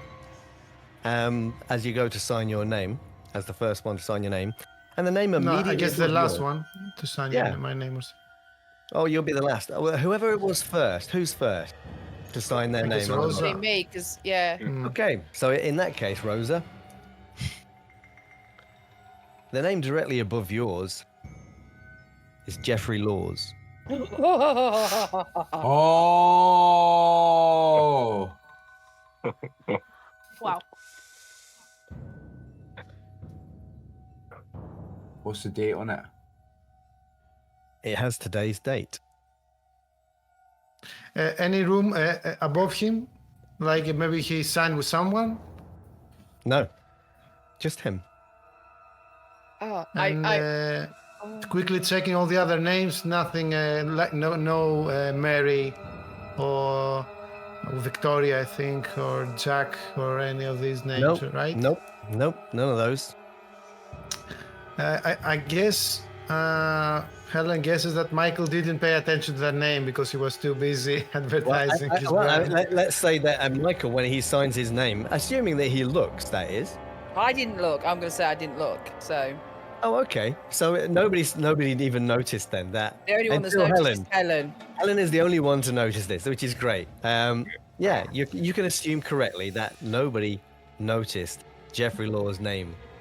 Maybe she will show it. She will nudge the powerful bicep of Viscount Hilary Exeter, and pinch it a bit, like no, that they're not powerful enough, just to draw his attention, and note tap with her finger on the name. Oh, what's Hillary's reaction to that? I give him a look like. Just like a half smile. Just at the, everything just keeps popping up and being ever so insane. So it's waiting for the doctor to finish his not so His little monologue, sales pitch. yeah. Yeah. Before, ordering drinks and whatnot. So Is there a date? Sorry, is there a date next to the signing? Yeah, today. Today. Today. Today. Today's day. Is there a room number? Wow. No, there's no room. We number. know the room. No room number. Okay. No. Okay. I'm just gonna step away from Helen and the book towards the landlady, I would guess. Interject with Michael, and just ask her, we were meeting somebody else here. I've noticed that he's already signed in. Is Jeffrey still in the building? Oh. What? Are you mad? Enough of this. Enough tormenting me. Jeffrey. Jeffrey's nowhere near here. The landlady looks a little bit surprised at Michael's reaction. And she points to one of the darkened corners of the bar. And there you can make out the figure silhouetted of a gentleman leaning on the bar. There's a glass in front of him, which he's holding, cradling in both hands, you can see. We all turn.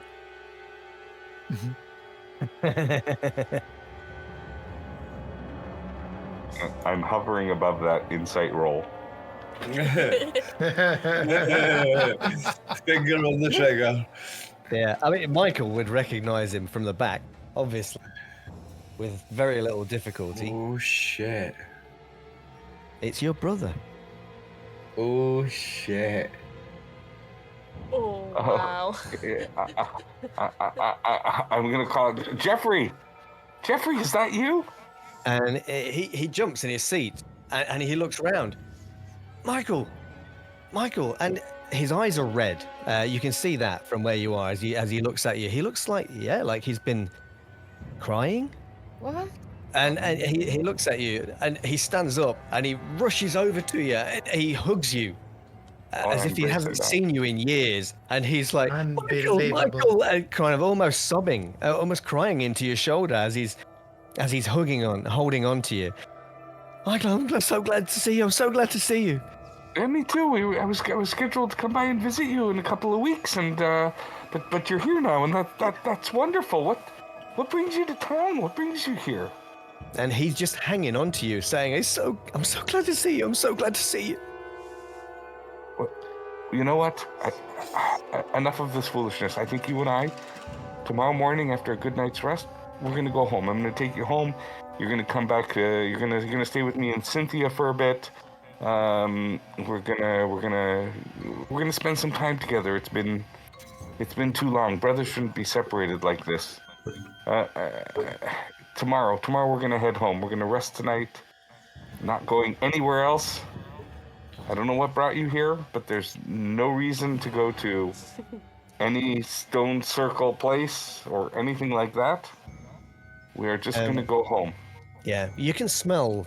There's quite a strong smell of alcohol on him as he's hanging on to you there. He's clearly been drinking quite heavily. That's way beyond coincidence. She tells to Jonesy, most probably. Yeah. We're way past coincidence now. It's like I said, there's only so many coincidences. Like there's Yes, a maximum I number. think we're past the point of no return now. Jeffrey, At least he's not dead. Of course he's not dead. I told you he isn't dead. Not at least. Who talks like that? Jeffrey, did you visit the old schoolhouse? I'm now starting to worry that the dream's prophetic. He kind of shakes his head. He doesn't say anything to you. He's just kind of hanging on to you. What are you doing in this part of Ada, the landlady, is looking a little bit puzzled at you, wondering what her next move is going to be. You can see the couple of patrons in the bar also looking across at you. 6 whiskies, please. So, gentlemen, let's go take a seat. How about that? 1 red wine instead of a whiskey, please. 6 whiskies and a red wine, please. Certainly. Jonesy's pleased to accept the extra whiskey. Yeah. And you head back over to the corner booth where Jeffrey had been sitting. And he sits down heavily on this chair. Clearly, like the weight of the world is upon him. And I'm so glad I'm just so glad you're here, mate. I'm so good to see you. It's so good to see you. It's great to see you too. What have you been up to? Tell me everything. And it's like he notices the others for the first time as he looks at them. I'm sorry, Most of these people are my friends. Mostly. It's quite a coincidence. We met just recently, and we've been traveling around together, exploring the place. Rosa, do you seem to Have you ever met any of these people? No. You know I haven't, and you know you haven't.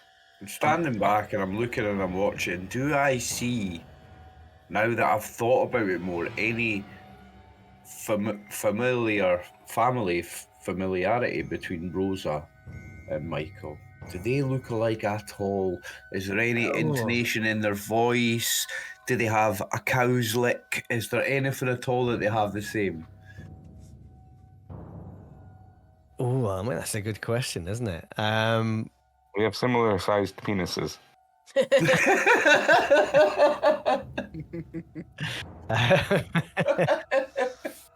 I'm not sure how to follow that. Okay, so I mean, that's an interesting question. I think maybe in a certain light, as you're sitting there watching them, and they're kind of sat next to each other. Yes, maybe they could be. Maybe they could be. Maybe Well, there's we're all something about a supposed to be, mannerism or something. They've both got like a really sticky out collarbone, or there's just something unique. Yeah, about there's both that something, they both have. something that could be considered familial about them. Maybe it's a mannerism or something. Maybe who knows? Then maybe you should look in a mirror. Ooh. Last time Jones looked in a mirror. Last time I looked in the mirror, it didn't go well. Okay. So yeah, maybe in a certain light, perhaps you catch something. But I'm looking for it. I could be my own mind playing tricks with It me. could be. That's the thing. Yeah. It could be. So Jeffrey is sat down. He's shaking, you notice, and you kind of reach out your hand to kind of comfort him, and his skin feels kind of clammy. I pushed the whiskey towards him. And he knocks it back straight away and looks at you, Rose, and says, thank you. I don't know why I'm here. I don't know why you're here. I don't know. I just felt that I needed to be here, Michael. And now you're here, and I'm glad you're here. I'm glad you're here. I'm scared. I'm scared. There's nothing to be afraid of. We don't have to be here. We don't have to stay here.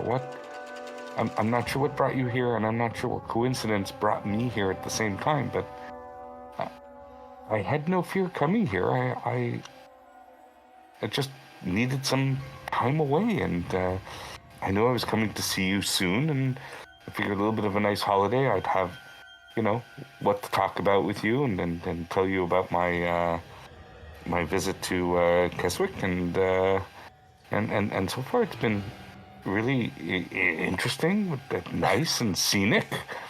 But clearly this place is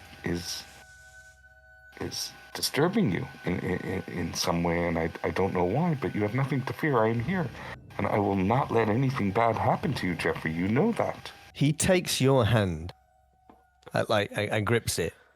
And then, almost surreptitiously, almost as though the others don't see, he reaches, he holds out, gets your outstretched fingers, and he puts them over his wrist. And there's no pulse. Huh? Are there scars? There's no scars. There's just no pulse. And he looks at you, his eye, and he's with a pleading look. And he just says very quietly, "Help me." Of course, no more drinking for you. It thins out the blood. It's not unusual. Clearly, you're just not feeling well, and I'm gonna try to I'll pretend to take his temperature, and I'll try to feel for something at the neck, a pulsing. Let me just check your tonsils and whatever. I'm not going to take out a little hammer and bang the knee exactly, but yeah. I'm going to try to find other points.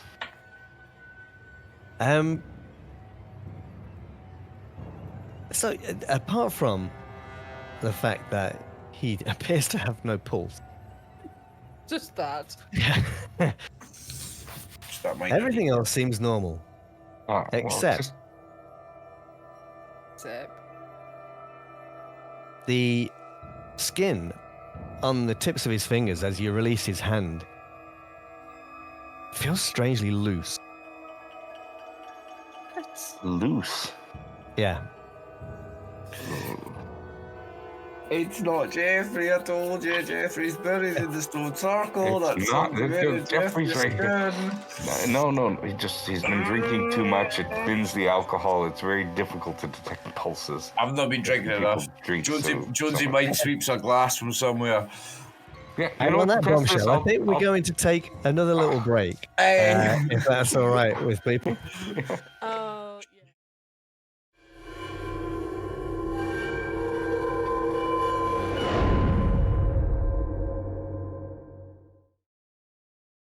Okay. So Jeffrey has turned up in Manistee, of all places. Michael's brother. Well, is it? And he doesn't appear to be very well. What are we doing? He's turned up dead. I'm gonna suggest Jeffrey, let me take you up to my room. You have to lie down. You have to stop drinking alcohol, and we'll figure out what's going on. We'll give you some. Maybe I have some vitamin injection or something that I can inject into him to fortify his body. Okay. So you head up to your room, and he lays on your bed. Is it just you and him? Anybody's welcome. I'm not stopping anybody from coming, but I'm saying you have to forgive me. I have to go, administer medical services for my brother. Obviously, he's not feeling well. He's drank too much. So, and I'll ask for like coffee to be brought to the room or tea. Yeah. I'll come up in a moment. I want to speak to the landlady a bit more. Okay. Sure. So you head on up to the room, and as you're helping Jeffrey up to the room, he's just kind of quietly saying to you, I don't know why I'm here. I just felt that I had to come here. Why are you here, Michael? Why? Why? I came here on holiday, really. That was my only intention, was to come for a little bit of a holiday, get away from London a bit, I mean, you know me, I'm your brother. You don't have to, Cynthia and I are we're great and everything together, but sometimes I need a little holiday from that, married environment, just get around, meet new people, and I'm sure she enjoys the time away from me as well. And as you kind of lay him back down onto your bed there, you kind of, he's saying to you, you have to help me. I don't know what's happening to me. When did this start? When did you start feeling not right? What, did you go to a local doctor? What did he say? No, it was just before I came here. I don't know. It's all feels so strange. A blur. I don't know. What have you been eating? What did you drink? I'm gonna try to do a medicine check, I think, on him. I want to, apply my medical skills to this problem. I don't believe that there's anything else other than something medically not right with him. Sure. I guess the only thing, clearly, this man should not be alive. That's the first obvious thing to you. No, it's not obvious to me at all. I'm suppressing that. Okay. Something medically not Yeah. right with him. Are you sure you don't want to make an insight check here? I definitely want to make an insight check here. Okay. I made the insight check when seeing him, and that I'm. Oh, you did. Kind of brushed that. Oh, okay. When I first saw him, and that was just to brush off. But I didn't do the insight check when he had no pulse, and I think I really need to. That's why I'm doing the medical check now. So. Okay, that's fine. So the insight roll for that is. Okay, so there is something going on. Still medically. There is still something medically there that I can... Well, I mean, you can assume that. You're a doctor, so that would be the logical assumption for you, wouldn't it? That yes. Clearly there's something medical. But, this guy, I don't know. Does he need a hospital? Does he need... Are you able to treat him here? What do you think you should do, Michael, as a medical professional. Are you? You want to administer something to him? Is that what you're saying? Yes, I want to see, whatever I have in my bag, I'll give him the aspirin. I mean, I don't know if there were antibiotics back then, but maybe some.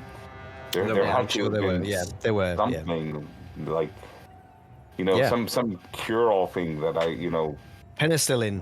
well, no, Invented by a penicillin wasn't Scotsman. until World War II, no? But I'm not sure. I don't know. Was it? I Never thought it was remember. World War One. But Maybe it was World War One. I think it wrong. was World War One. I know it was a Oh, Scotsman that discovered it.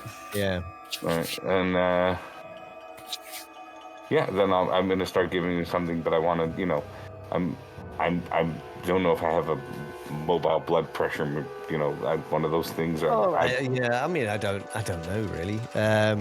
We can gonna assume be- that you have if you wish. I'm gonna just hope that there's enough for me to make a credible medical roll to find something else. Well, let's stop you right there then. This man, in your medical opinion, should not be alive. You don't know why he is. You don't know what is wrong with him. You've never ever experienced or seen his symptoms before.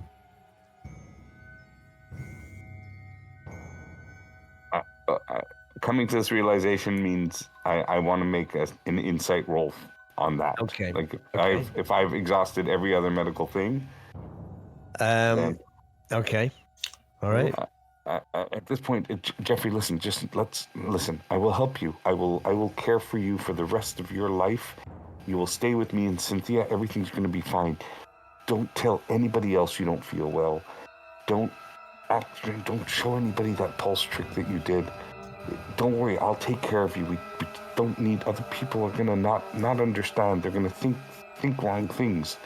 What's happening to me, Michael? What's happening to me? Whatever it is, we'll figure it out. We'll find out. If you want to go to a hospital, we'll go. I hear there are excellent doctors in Boston. We can go to Boston if you like. That's a trek. Oh, sorry, that's just England, You want right? Keswick. Kesley's The got a Boston of hospital. England. Yeah, that's still a trek.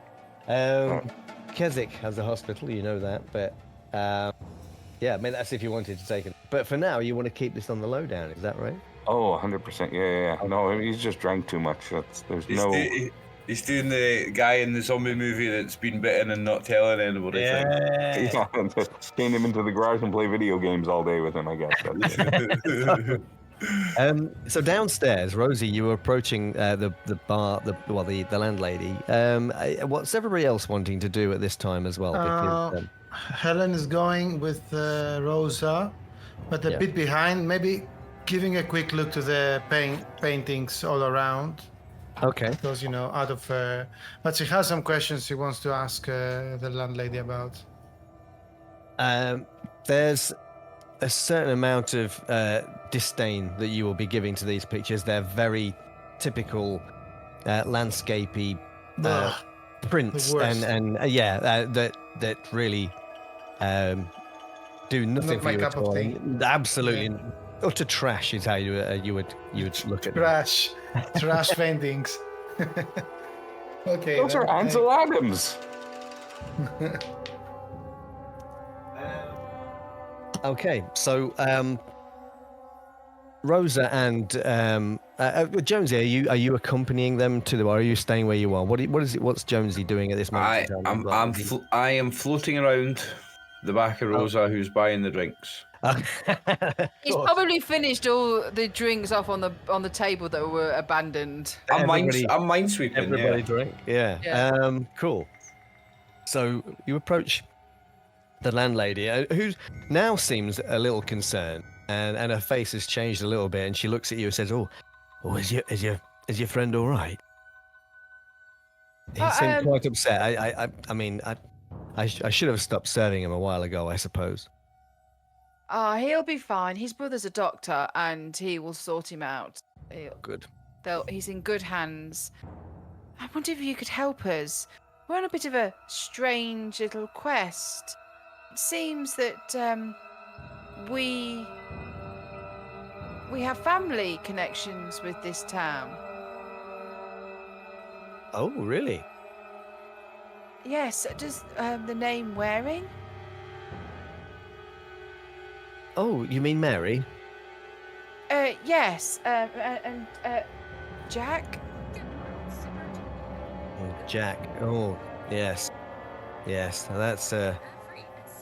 Are you family? Are you friends? Of the family? That. She looks around furtively. You probably heard about Jack. Yes. Apparently he disappeared. Yes, terrible business. I suspect probably ran off with another woman, but not that I ever saw him with another woman, you understand, but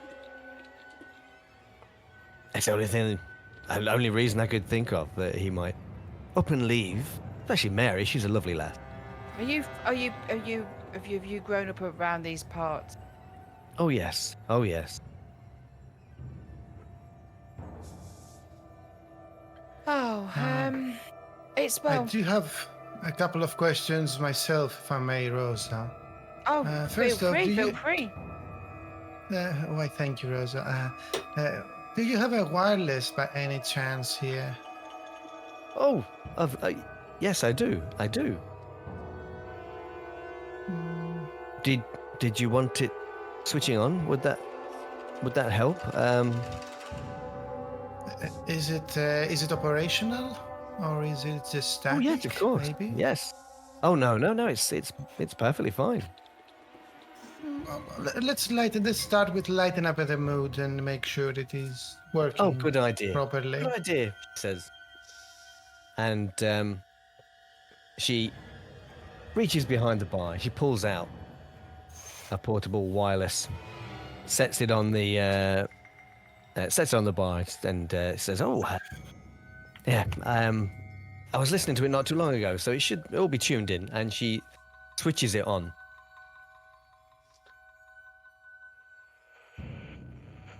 And Oh, I do love this. This is my favourite one. And Right, she she starts started. singing along. She sings he along started, to right? it. Yeah, you are hearing static, but she's clearly hearing something else. She's tapping her foot and she's la la la la la la, singing along to this tune. she gives a worried look to Jonesy, Exter, Rosa, anyone who's there actually, and then she proceeds to add a little bit more coal to the fire. I'm not sure that's expression in English, but anyway. And Close she enough. opens her notebook. As she slowly opens her notebook, she says, "You see, I'm an artist, currently interested in the cultural heritage of this place. And does this dance and location mean anything to you, really? Never mind the red, it's supposed to be spring colors or something." And she kind of hides the dead body as she did with the children, but she wants to show the rest, especially the dancing. Okay, so she looks at this and you can see from her expression that it's not her cup of tea. But what does she know? She's just a landlady in a country pub. What would she know about art? So she kind of winces a little bit when she kind of sees this picture and looking at this. Is that it's a Morris dance or something? I know they. It doesn't look at. No, I'm not. No, I don't. Maybe it's one of those. The new townies dance to something like this. The who now? The people in the city folk. They like to think they're so cultured. Right. Yes. Quite so. I think that would be enough. And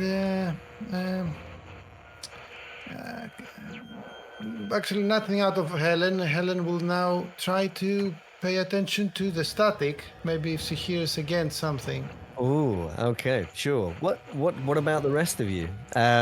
So you're all witnessing this as well, by the way, Rosa. This is you're experiencing this for the first time, I think. The radio thing. Yeah. I mean, no, because I didn't finish the kids. But I did. I keep hearing it because it was on in the. You heard static, but you hadn't had any discussions on air. I don't think he'd been involved in any discussion about the static. I just turned around and really. say, "So you singing along to? That's just static." I'm going to talk to the radio, to the wireless. I'm I'm going just going, "It's static. What's everybody talking about?" I'm going to approach the wireless and say, "Can you hear me?" Okay, so as we look at Rose is saying this to Ada, and she's looking at you and saying, "Well, perhaps the music's not your cup of tea, but that's rather rude of you, madam." I don't. No. Don't get me wrong. I do wish not to offend. There's no music. All I'm hearing is, when you're tuning in a radio and you hear the noise. That's all I'm hearing. Why can't I hear it? Shall I tune it in? Really? She looks at the rest of you as if looking for some kind of support. Not along. It's like looking at it. It's like, Yeah. Oh, so you're going? Yeah, I hear the music. Is that what you're doing? Oh no, nodding and looking at her like looking at Ada like she's weird. Like, yeah. Okay, and so she before you have a chance to speak to her, Jonesy, she grabs the dial and she starts turning it. And before long she says, "Oh, this one," and she's listening to something else. Clearly, you're like she's tuned it in. Maybe she's tuned it. It feels like she's tuned it in a little better. What about now? What about now? She says, "You're just hearing the same thing." Is she bopping like to a different beat or anything? No, she was singing along earlier to a tune that you couldn't hear. Yes, no. I'm just like, is it now different? Is the way she's moving? Is it to a different beat or anything, or is she just watching us to see what we're doing? The thing about this, Like she's will tuned be- into a different station. because I think there was probably only one station back then, which would have been the BBC Home Service. So I was just I don't literally know, trying to. I was yeah, just Googling it, I could Google it, but I'm not going to do that. I'm just going to say that she's basically just adjusted the tuning on the radio for the Okay. BBC Home Yeah. Service or whatever. And she's looking questioningly. What about now? What about now? Ooh, it doesn't. Ooh. And at this moment, Jonesy, you get to. Stand just like a couple of feet away from the wireless and just look at it. Yeah. Hello? And Ada looks at you and says, "Hello." I ignore Ada. Yeah. Keep looking at the radio. She looks at the rest of you as Do if. you hear me? Is he all right? Yeah, we're just especially looking just as confused and quizzical of Yeah. what he's doing. But Is Helen hearing anything? Helen and Jonesy, you're actually listening in onto this thing, and so perhaps you hear somewhere in the static a kind of guttural voice. Hello. And then it's lost in the static again. Oh. She leans forward and looks at Jonesy like she gives him a look like this. Like you heard that. Yeah, like I heard that. I'll look back at the wireless and say, "Yes, I hear you." The house on the moor. The house on the moor. Yes. And then it's lost in the static again. The house on The the house moor. of the moor. She Where says where your simultaneously wife- with Jonesy. Where your wife and children still live.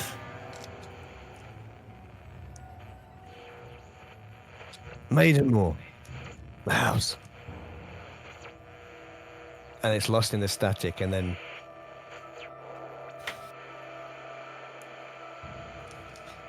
Helen, did you hear that? I told you when you said the house of the moor, she said it exactly the same time as you. okay. She obviously did, yeah. What are you guys on about? What are you doing? I heard it. The voice, the little girl's. The voice in the wireless, I heard it. It spoke of the house on the moor.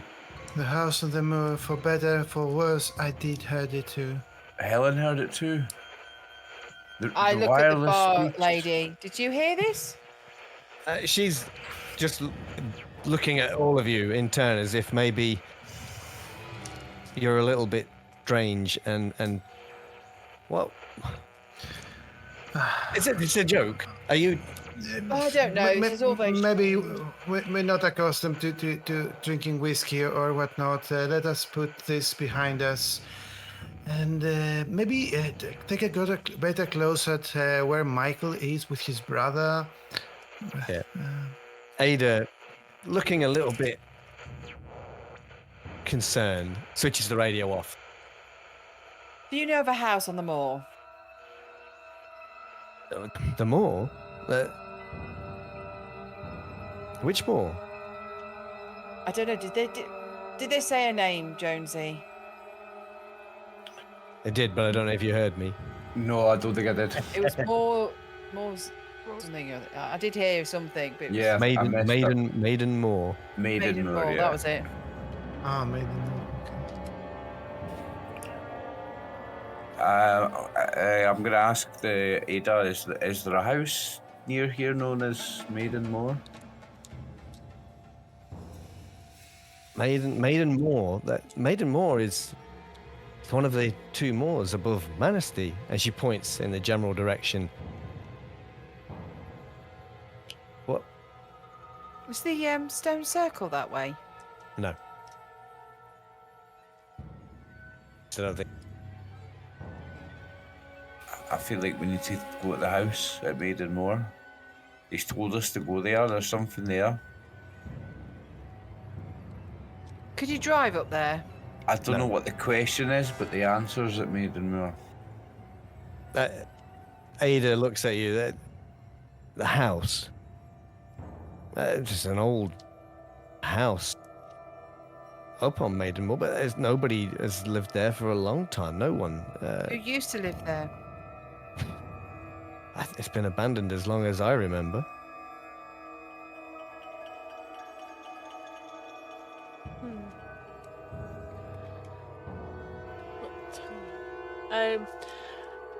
Yes, I think maybe some softer drinks for my companions here.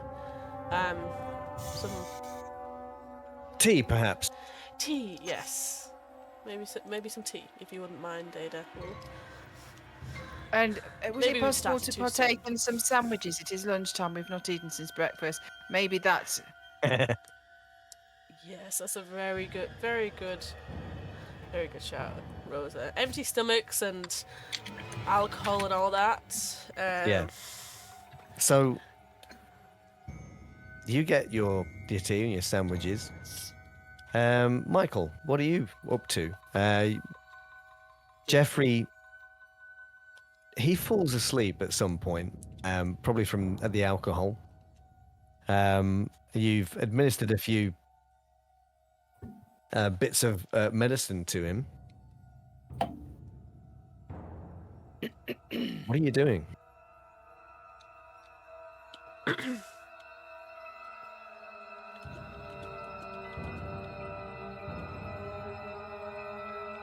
See, I can't tell if he's thinking or he just doesn't realise that he's Michael anymore.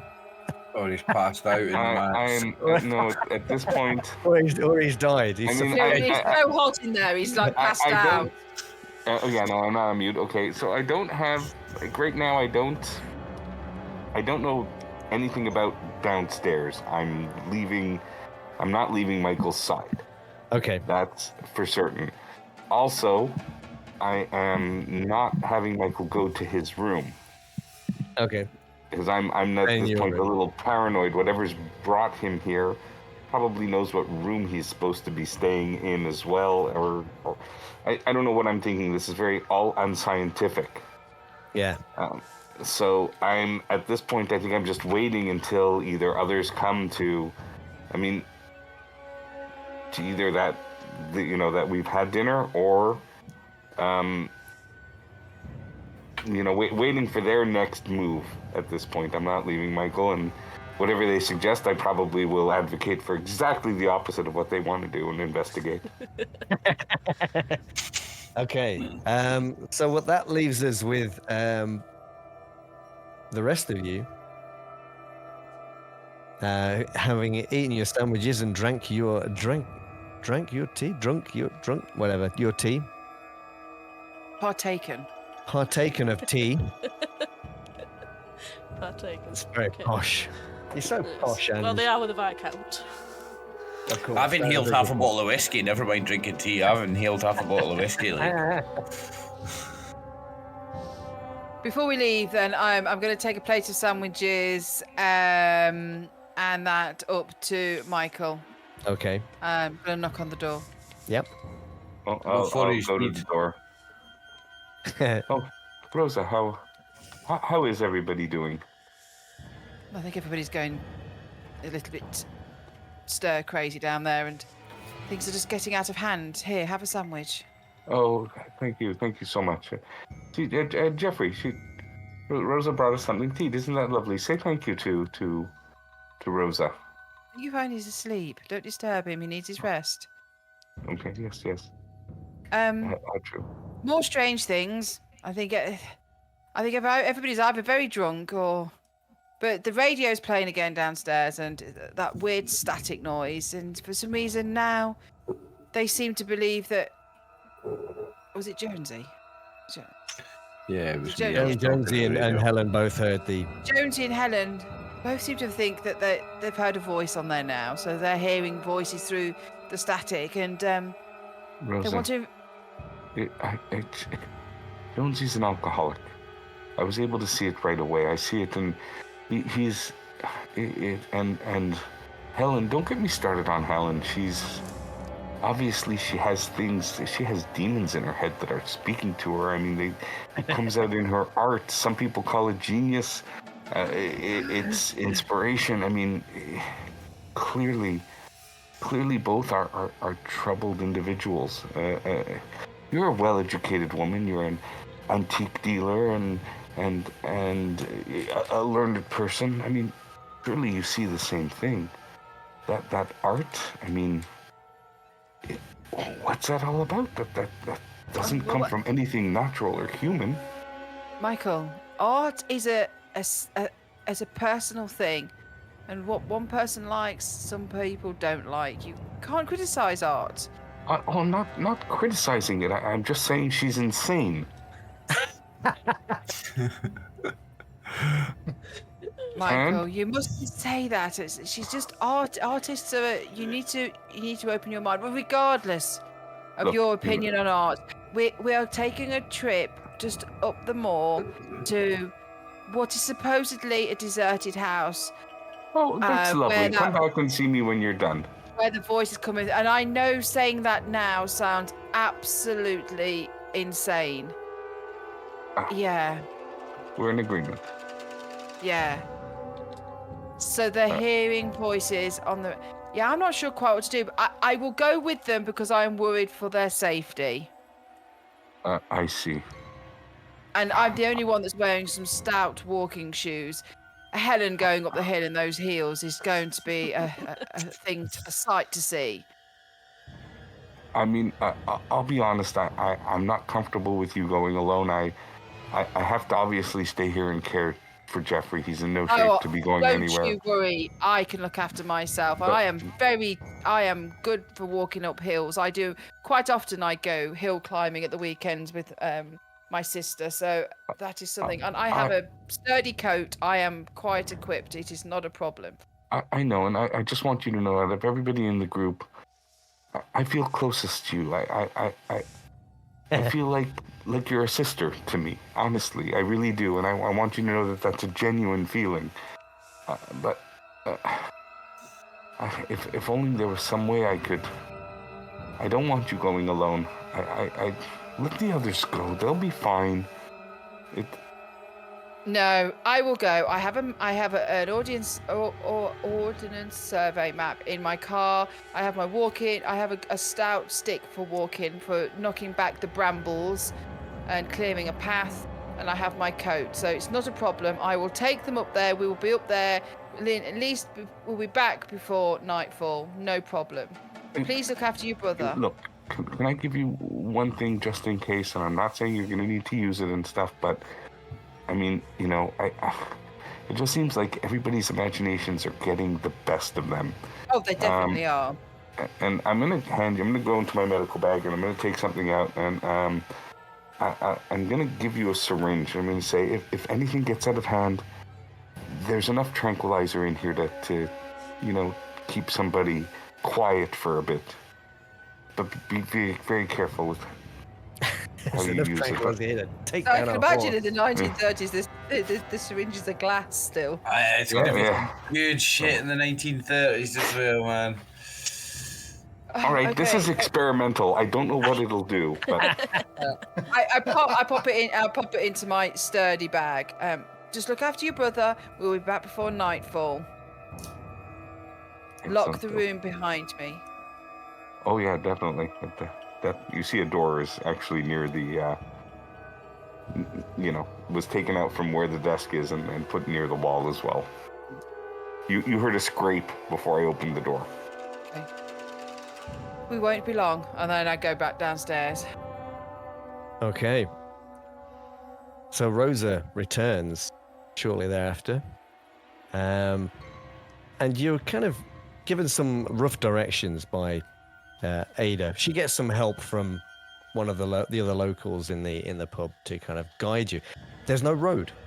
You have to hike across the moor. And it's a good distance, a couple of miles. But you're all up to it, right? Oh, yeah. I'm hill walking's nothing for me. Fit as a fiddle, old Jonesy. Fit as a fiddle. King of the road. Of course. Yeah, this is going to be no issue. And so you set out on your trip, your little hike. A gentle rain has started falling just to make things even more miserable for you. It's going to be some time before you can reach your destination. So we'll head back to Michael just for a little bit.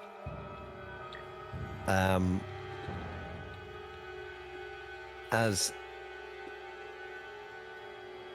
you're sitting looking after your brother.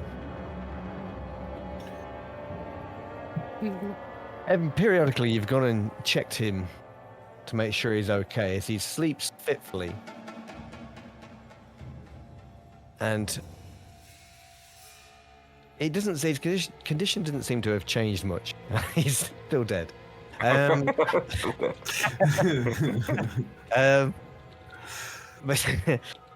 you've kind of noticed that his skin, each time you've gone and checked on him, that his skin seems to be getting colder. And it's probably about mid-afternoon now. And yeah, you're a little bit concerned. You know, he has no pulse for a start. And he's getting cold. Number one, as I hear the pitter-patter of the rain outside, I will think about Rosa and her trekking up there, and well, oh boy, and you know, kind of think about them a bit, and then head back to Jeffrey, make sure I'm going to find more blankets. I might, you know, shout down towards the keeper, the stout woman, and you know, call up for more blankets. I need some more blankets, please, and hot water for tea. Okay. Which she dutifully brings, and as you know, a few moments later, you hear this sharp rap on the door. As she brings these things up to you, she stands there outside the door, waiting patiently. Are you all right, sir? Thank you so much. You know what?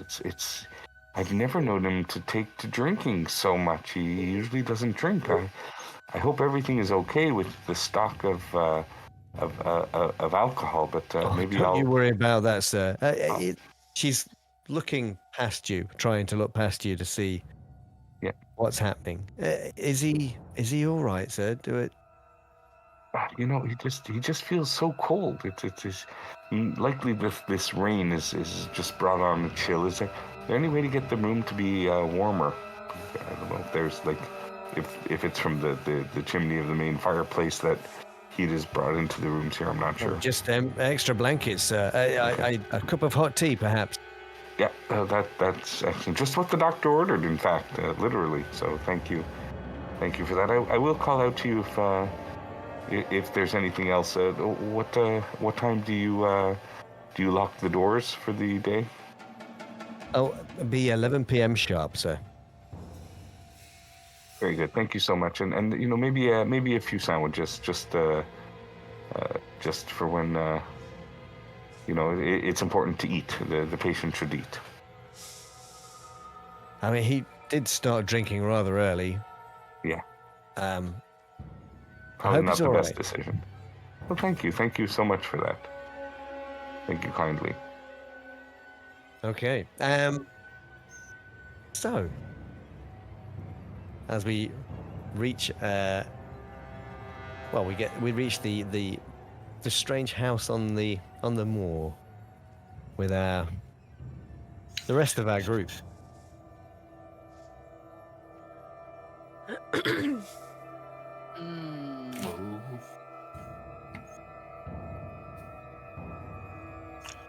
Oh God, Uh-oh. Jesus. Uh-oh.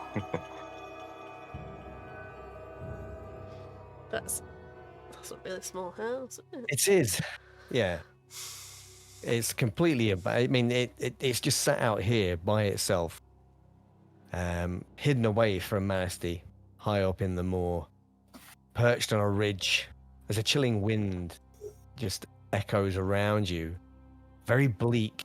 The only signs of life you've seen are old abandoned lead mines. So not really much sign of life at all, I suppose. And you've trekked across this open moorland. You can see the doors are shuttered on this house. There doesn't seem to be any sign of life there as you approach. There's no light. Is the pathway Thin like? mist kind of settled in as well across the moor. Sorry. It's all right, no, carry on. I was just gonna ask. So, are we following like a specific pathway up, or are we literally just walking up a hill? You've walked. I mean, it's quite a large, expansive area, the moor. But you've been given reasonable directions. Told to. Perhaps there is like an old path that would have led up to one of the mines, and then this was just like a small path, less worn, less well-traveled, away from that, past mines, towards this house. Okay. So as we get closer to the house, like, is the pathway like properly overgrown, or? Yes. Yeah. Yes. No sign of anyone being here for a long time, eh? Doesn't appear to be. Okay.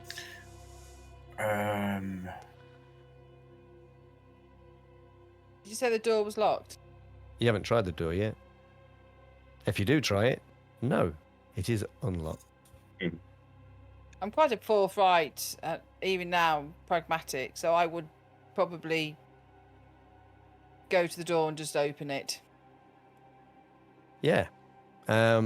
It swings open into this would have been quite a cozy little place at one time. There's a smell, dust, wood, something more sinister. A faint odor, barely definable.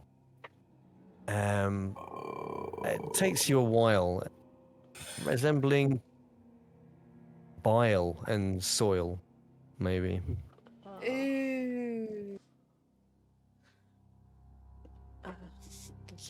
So, is there any type of furniture and everything?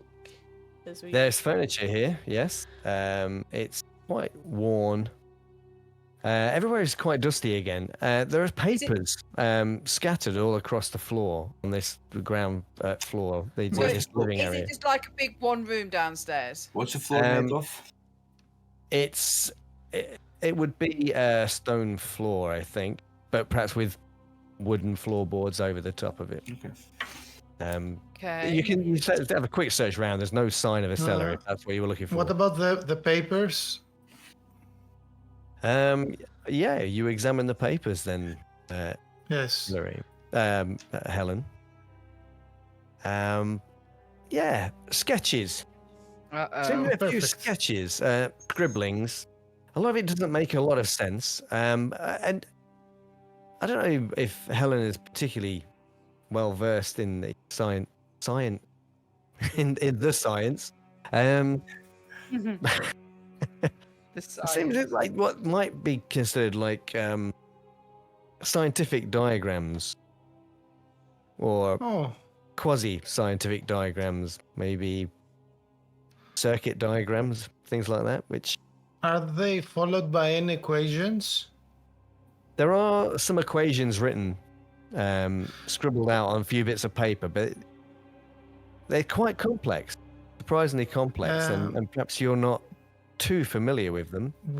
Well, Not being a first off, Helen will start collecting those papers and adding them like extra pages to her sketchbook. And she did see an equation at the classroom.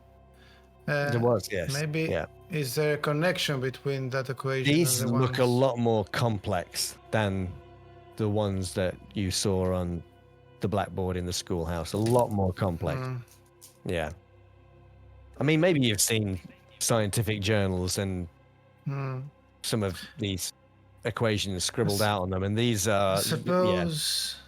I suppose none of us can really decipher those. We left the man of science behind, after all.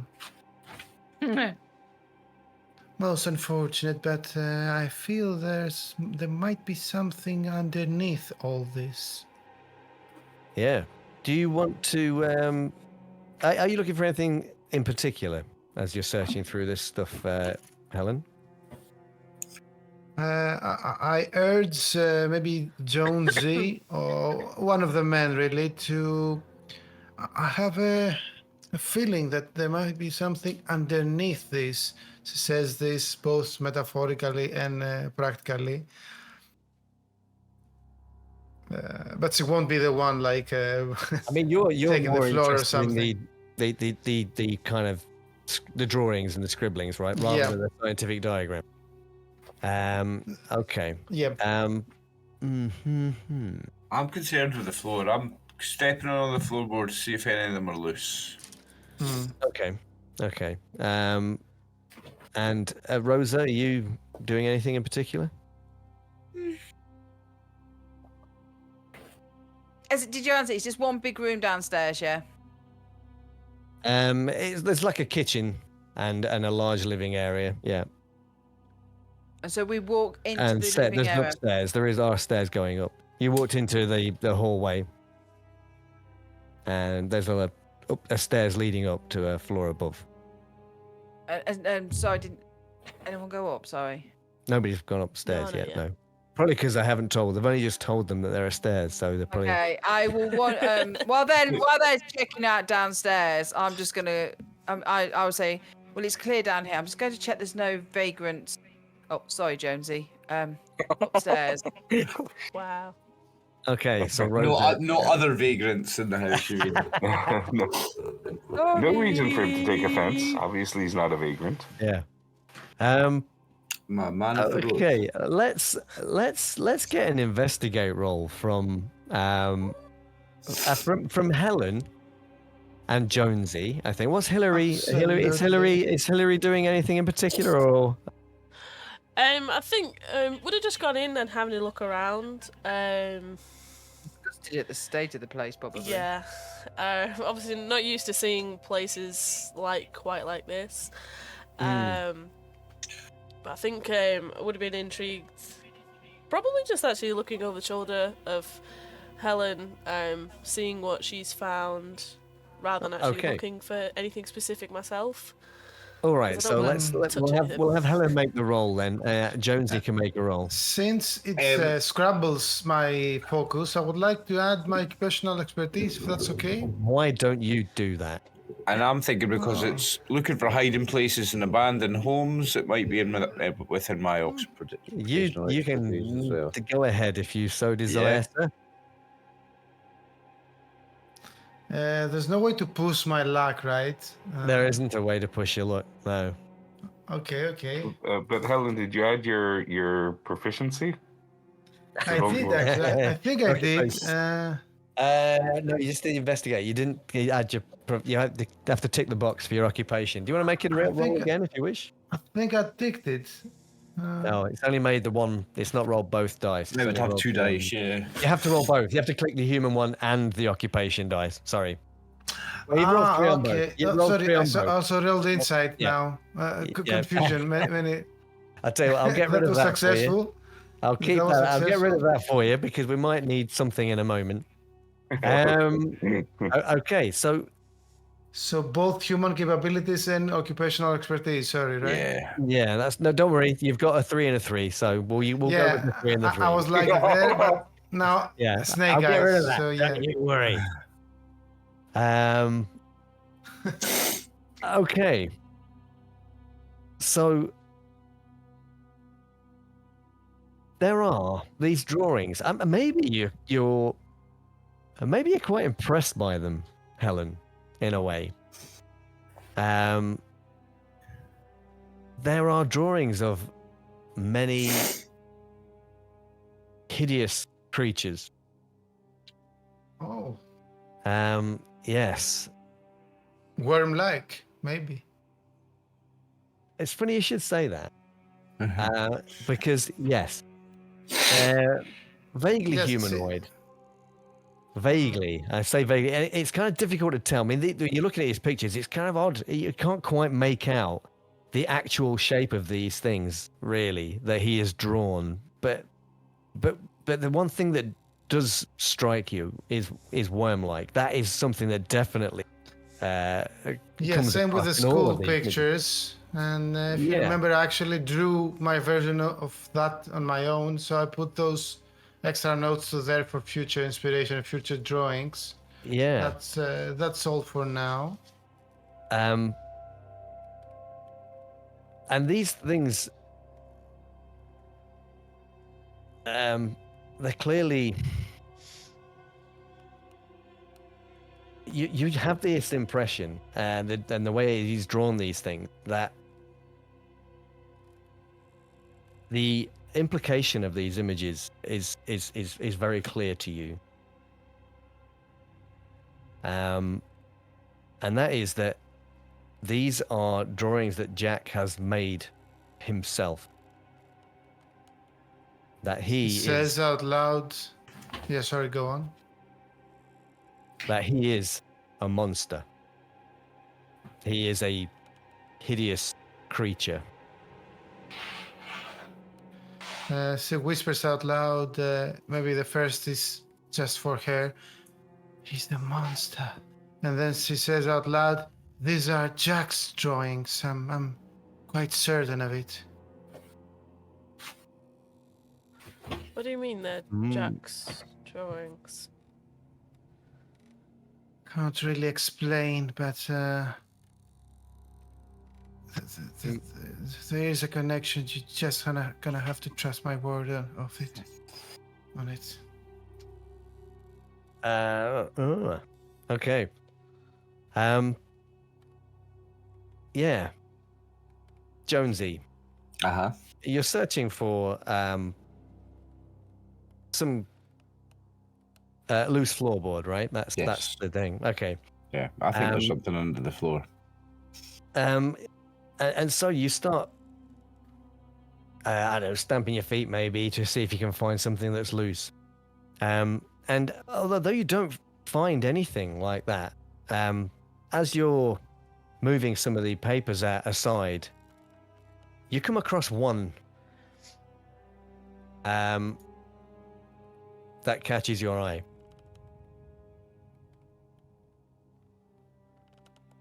And it's this.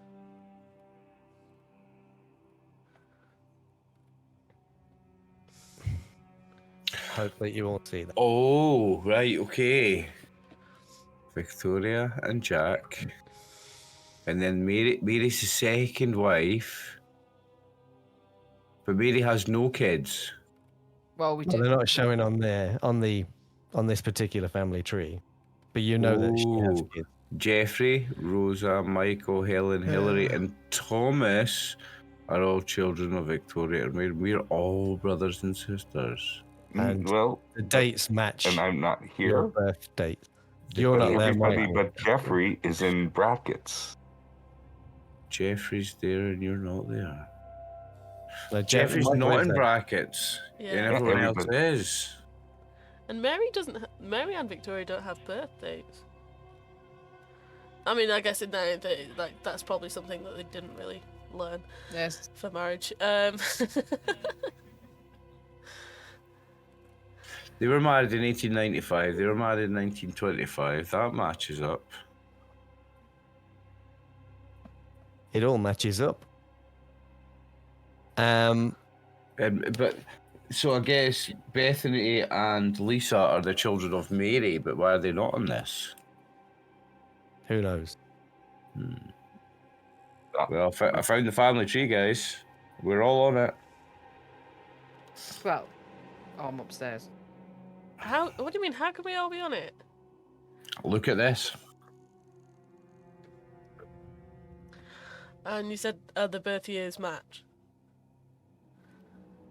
These are our names, do. our birthdays. Yeah. And we're all out of coincidences. We're way past coincidences. The other thing that you find while you're searching,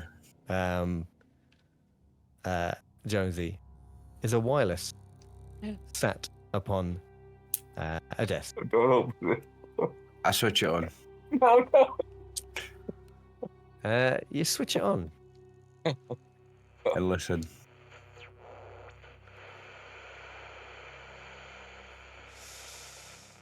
Rosa, Yes. you head upstairs. There are two rooms upstairs. There's one on the left and one on the right at the top of the stairs.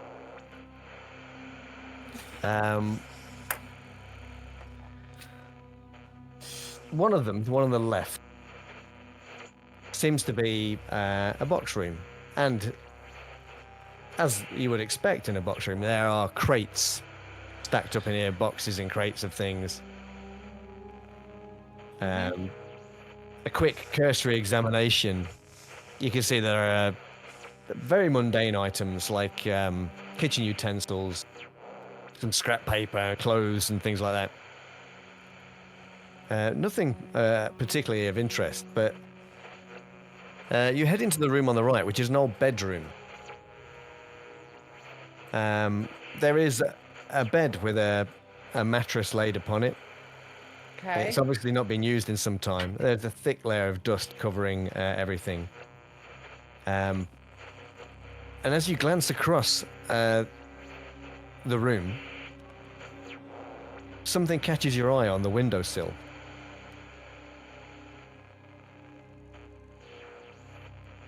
You wander over. We do. It appears to be a knife, but it's not a knife like anything you've seen before. Kind of this gleaming metal.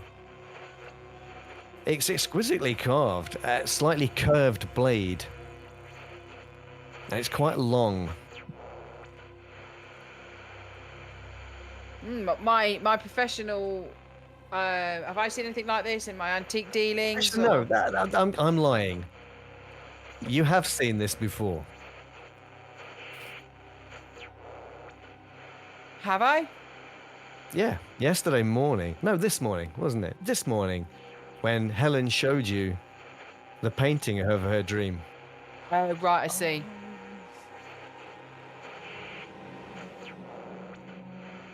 I pick it up. Yep. Yes. And I pop it in my bag. Okay. It sticks out a little bit, the hilt of it, out the top of the bag. There's very little else here. I look out the window just to check there's no... I just casually look out the window, kind of see if there's anything occurring outside. No, there's nothing, just the moor stretching on for miles in either direction. Okay. Okay,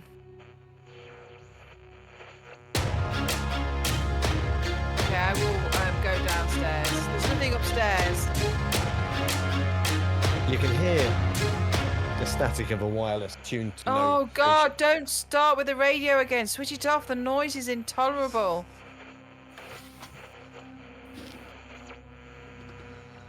You see me staring intently at it. Okay. I'm waiting. We'll cut back to Michael.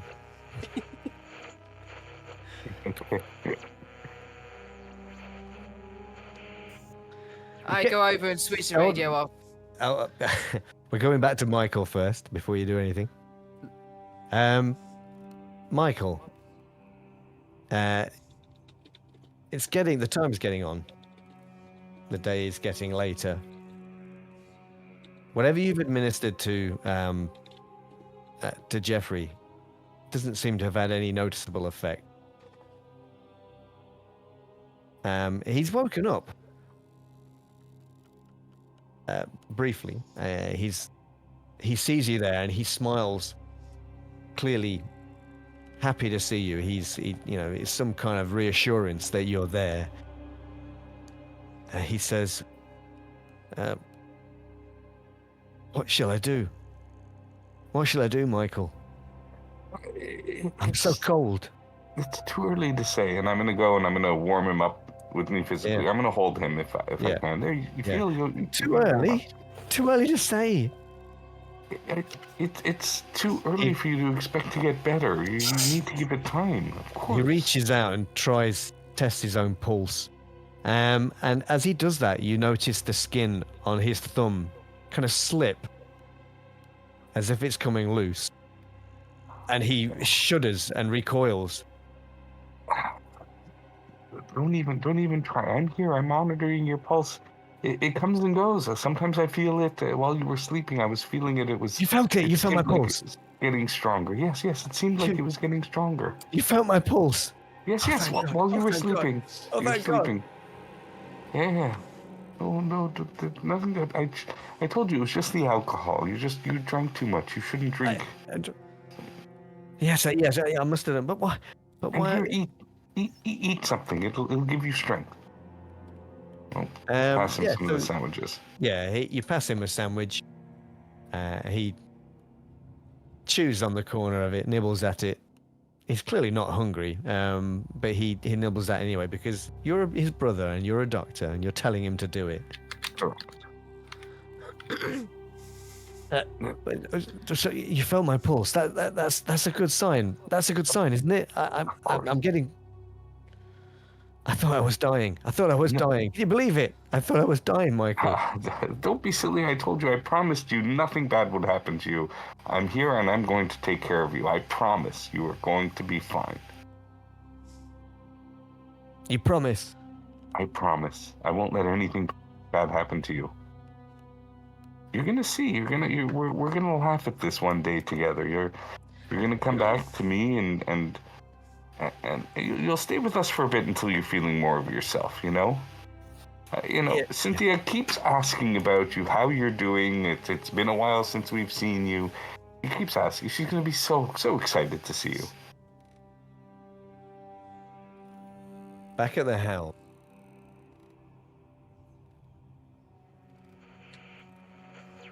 Rosa, you step forward and you switch off the wireless. No, because I'll put my hand out in front of her to block her from switching off for the wireless. I'm not going to let her just do that, actually. No. I'm listening to this thing. Okay. Not forceful, but I'll put a gentle hand out in front of her. No. Yep. Sure. I'm listening. Brilliant. Helen.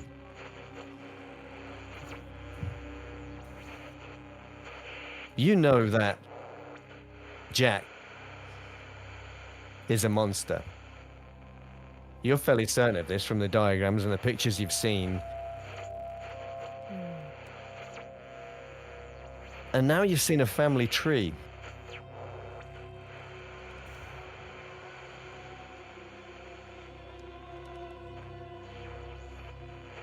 Does that have any implications? Helen is not sure, but she will say to Rosa when she tries to close it, she will stand by Jonesy and says, "Dear Rosa, it was a voice that we heard through the wireless that led us here. Perhaps the next natural clue that we should follow should be from the wireless that we found here as well." Yeah, and so it's been left switched on for a few minutes while you carry on looking through the papers that you found. There's something about the diagrams, the pictures that he's drawn of himself, Helen. You notice, after you look through them a few times, that there's a darkness at the bottom of each one. When you were doing your cursory glance at these things, you thought it was just like shading that he'd drawn, but you're wondering now if it's actually significant. And as you stare at this, using your artist's sensibilities, you start to see something. It appears to be a larger creature. And this thing like that Jack has drawn, this thing that is him, appears to be spawning from this. And perhaps this shading is not just Jack, but many of these things. During the drive-by, I did paint something similar, right? The thing that I drew and threw out of the window. You did, yeah.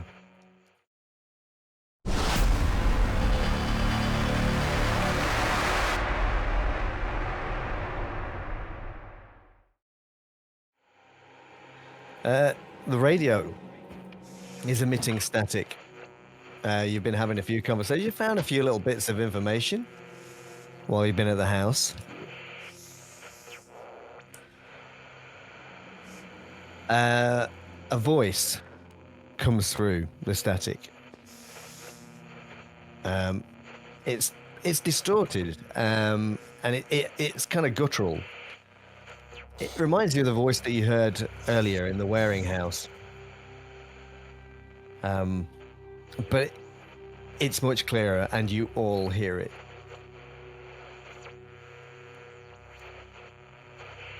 Oh, I hear it this time. Yes. Okay. Shit. Mm-hmm. It says, "My children, finally. How good it is to see you all. I'm under the soil, and I look forward very much to the day you can all join me. Do you feel the call?"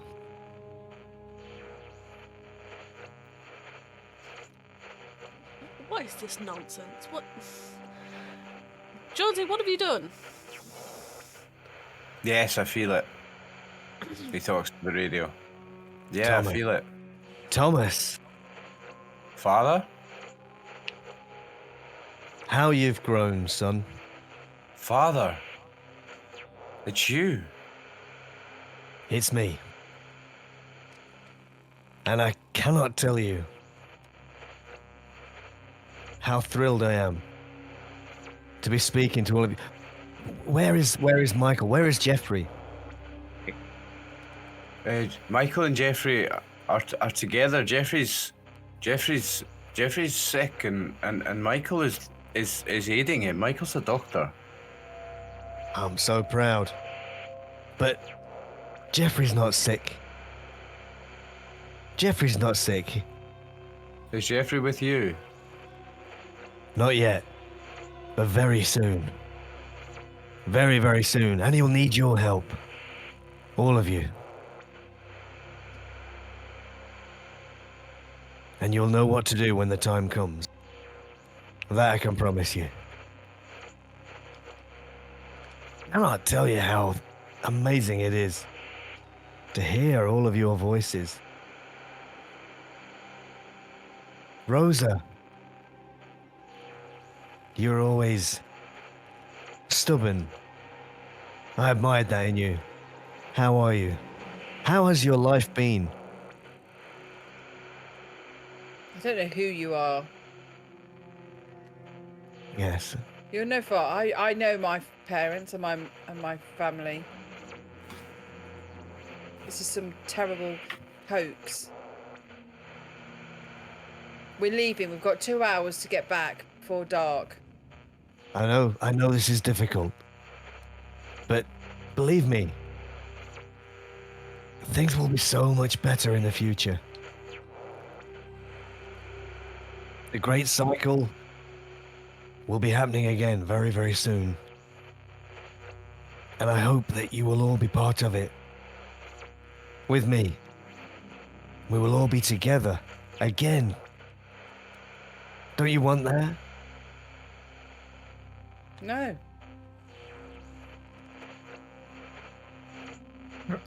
Rosa, you can hear the voice too. It appears. I mean, I do think that we need to have some... I might have to do an Yeah. insight roll. insight roll. Yeah. I think everybody needs to do an insight roll, to be fair. Oh, Including me, Mark. I've already accepted that the radio I toxin am is my on father. I realised it board. already. Helen, look at Well, this is an Helen. interesting one because I'm getting the impression that Jonesy's kind of accepted this. yeah. Does Jonesy realise the implication of what he is being told?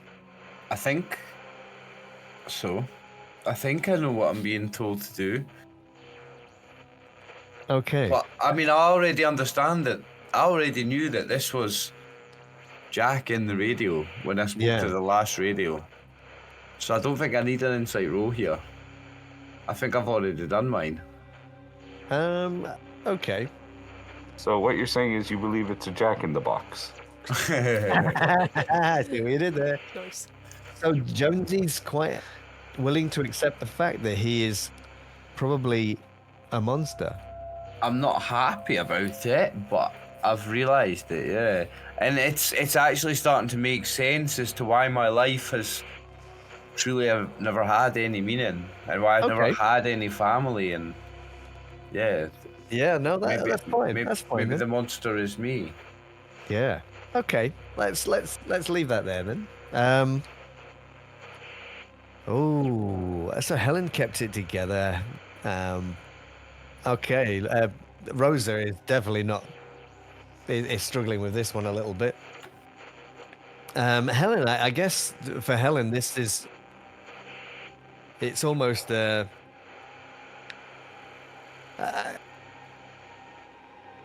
maybe she's seeing this as a reason for her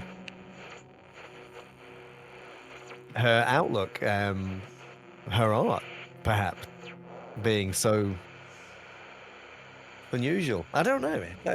We'll see. We'll see.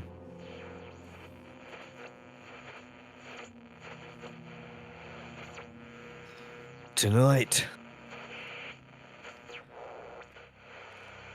your brother will reveal his true form, and he will need your help. Our brother, you mean Joffrey? That's right. That's right, Helen. So good to hear your voice. He's not our brother. It's absurd. Is that Hillary? The last time I saw you, you were so small.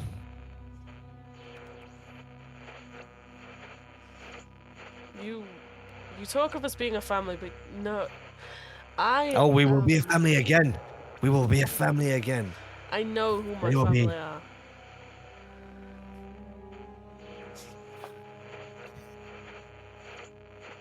Well,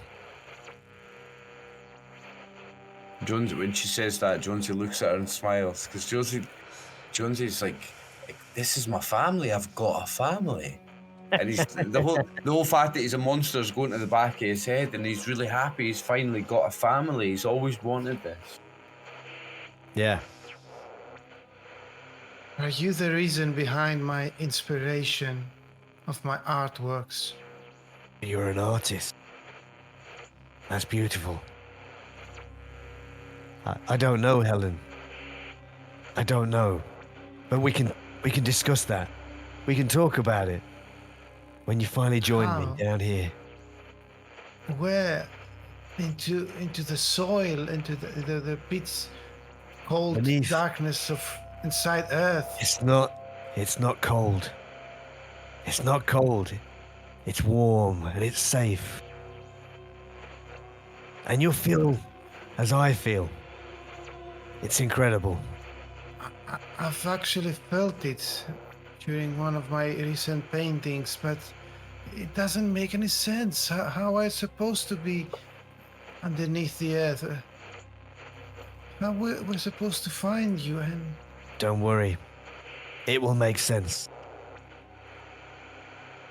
I have to go now. But I'll see you all very, very soon. I love you. All of you. I love you, Father.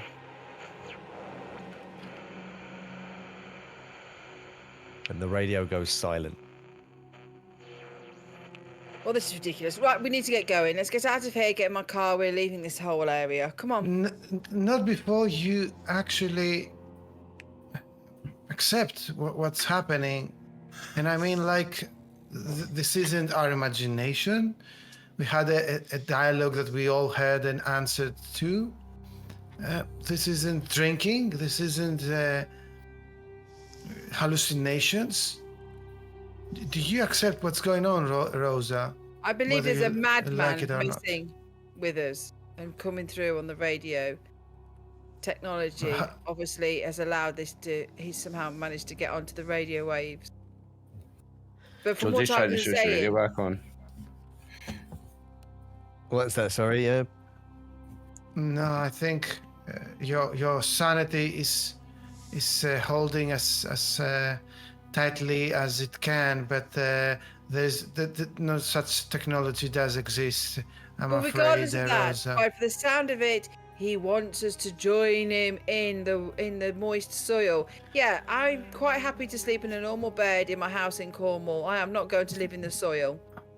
That part, I must agree, doesn't find me attuning much, but the fact that we are all related and we all can hear this voice and it does know, apparently, know us.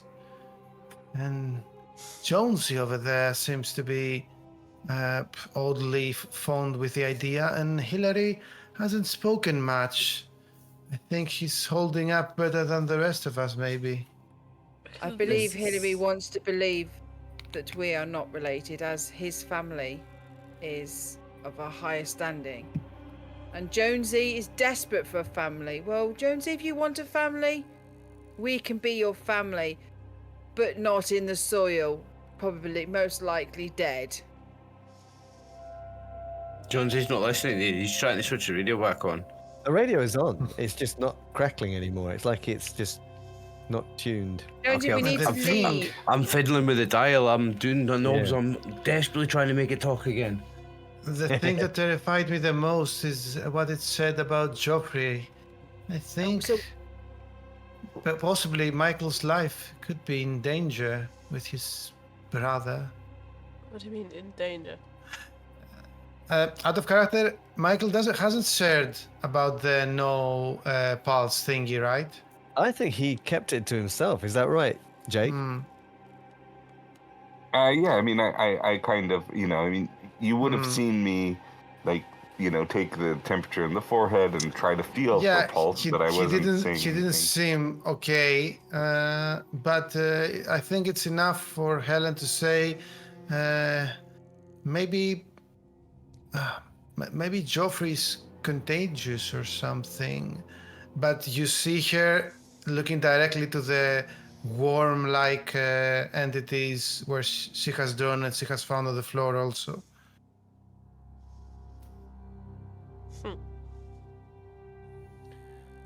I think I think we should hurry back. Finally, some sense, and I start heading for the door. Is it now? I'm not quite sure. whatever it is, I think we need to get away from this place, away from these trinkets that seem to be addling Hillary, in you people's should, minds. you should take care of Jonesy here. I think. Does the wireless plug in or is it batteries? It's battery. Taking it. Okay. Yeah, you. It's got my Yeah, dad in oh, it. I'm taking it. you grab the wireless and shove it under your arm as you all head out back onto the moor. Making your way back to Manasty and the Leeward Inn. So it's some hours later, I think, when we get back there. There's not been much of a change in Jeffrey's condition. He's woken up periodically and spoken to you, and you've reassured him, and he seems to have accepted this, Michael. But you feel his condition is worsening, and that is concerning you. And you don't feel there's much more that you can do for him. Well, I mean, if that's the case, then I may actually consider taking him to the hospital. If he's not stabilizing, I mean, maybe there's somebody here that knows more, or there's something local that somebody's seen. Like if I've lost all hope that I'm able to do anything, I will take him to a hospital. I'll obviously identify myself as a doctor and a physician, and I, Okay. need help. So obviously Rose's car is here. If you wanted to make use of that. Oh, under the circumstances, I don't think she'll object. I'll leave a note. I'll write a note. I'll fold it up, and I'll leave it for the barkeep, and it'll just be for Rosa. Yeah. Okay. No problem. And this you do. And so you wake. You wake up, Jeffrey, and he seems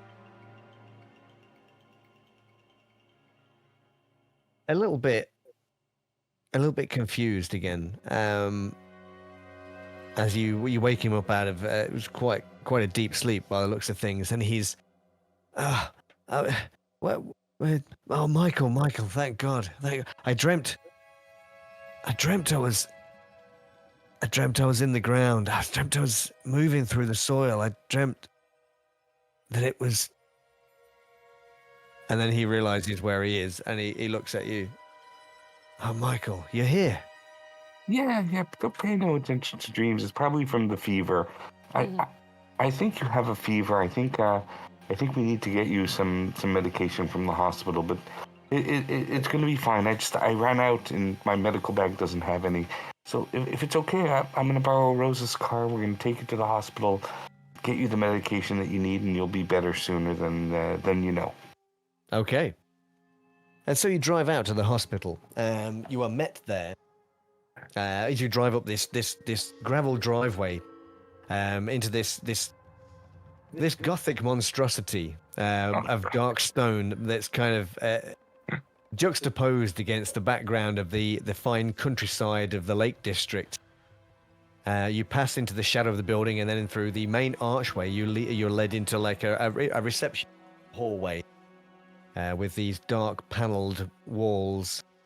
And as you bring Jeffrey in, who's clearly not looking very well at all, you're met by a nurse. Well, I think as we do walk into the building, I'm going to say, Jeffrey, look, this is a wonderful institution.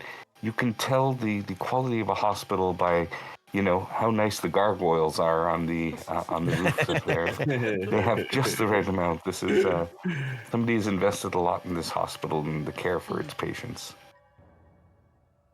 Yeah. So, Yes, nurse. My name is Dr. Michael Laws. One of my patients that I've been traveling with, he seems to have some sort of infection, and I've run out of medicines. Perhaps who's the on-call physician? I'd like to speak with him and get a second opinion and maybe some antibiotics. Dr. Rochdale is on duty, sir.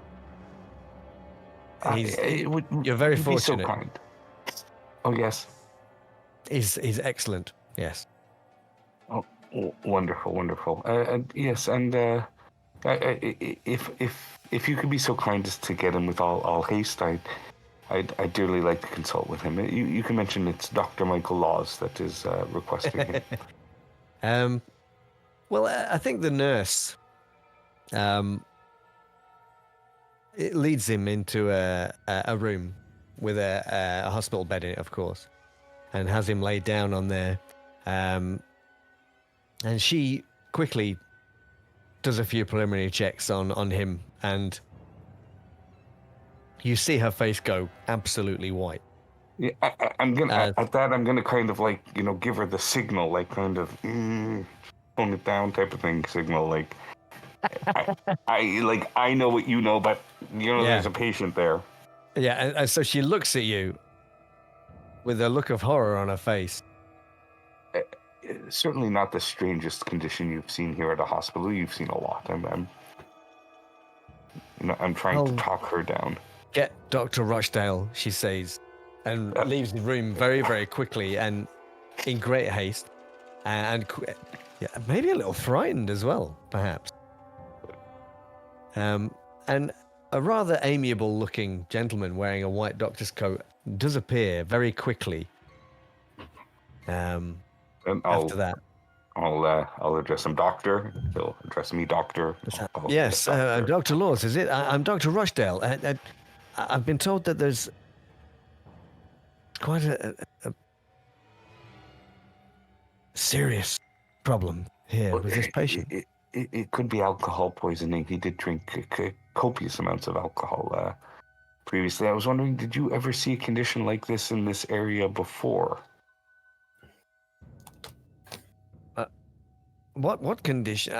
He goes forward and he looks over Jeffrey, who now is looking quite ill.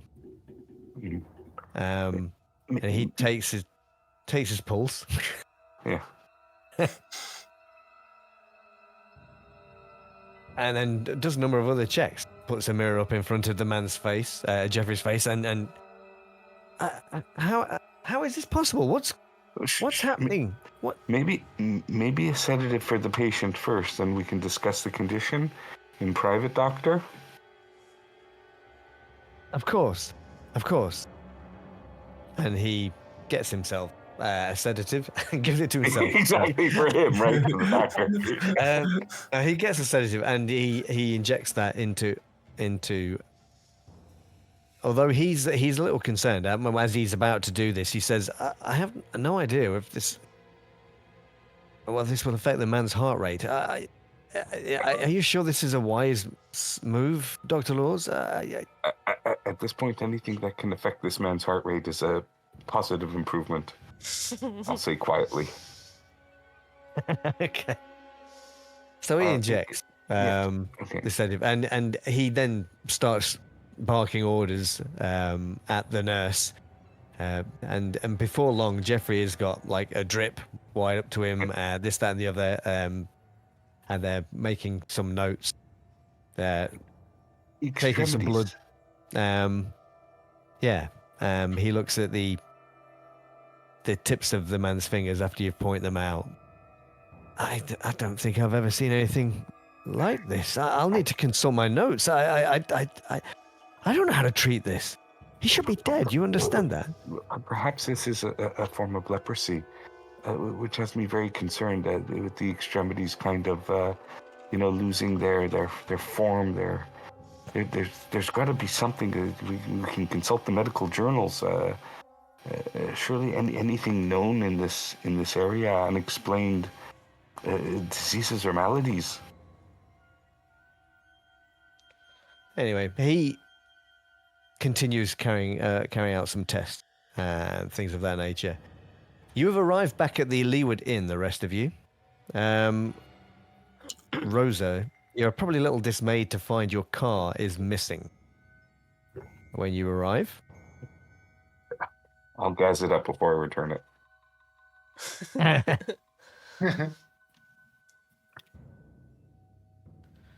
Muted. I go straight up to the room, knock on the door. Well, as you enter, Ada says, the gentleman, Dr. Laws, the gentleman was with him.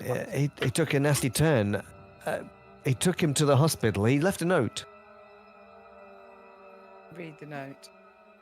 Dear what did the Rosa, note say? you may want to disinfect your car before using it again.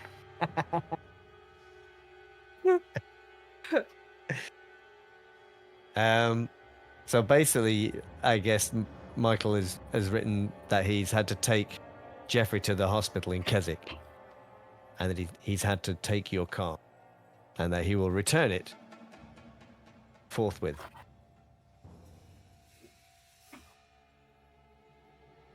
Great.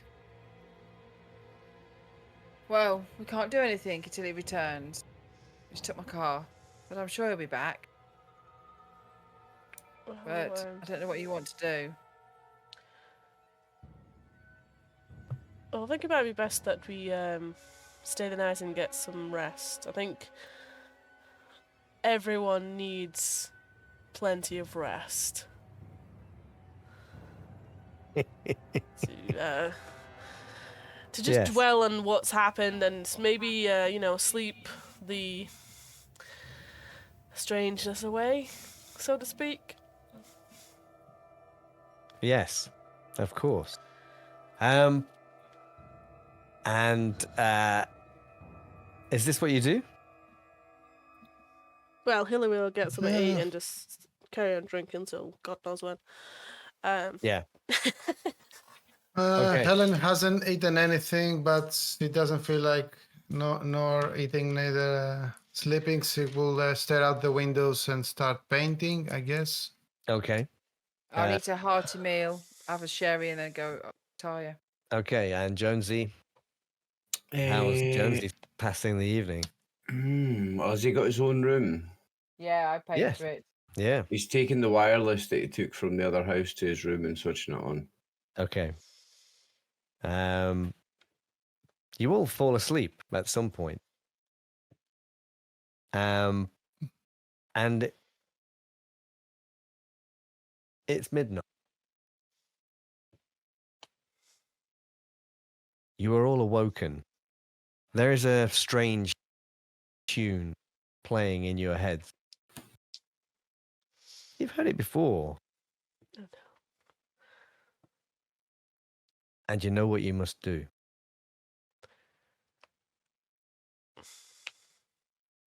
Jonesy, Mm-hmm. you know you need to get a shovel.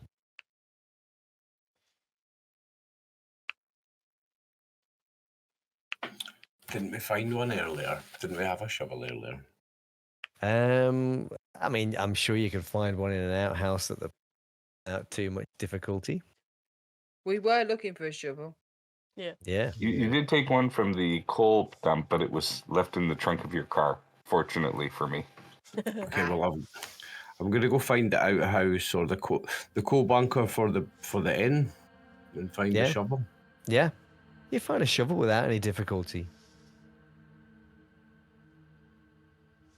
Rosa, you have a knife in your bag. Oh, I completely forgot about that. You know that you must take it.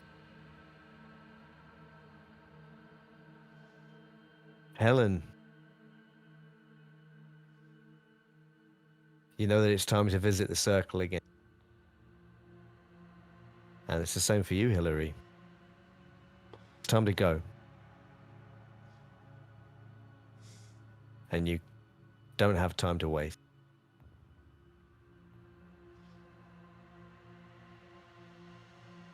At the hospital, are you still sat there in the room with Jeffrey?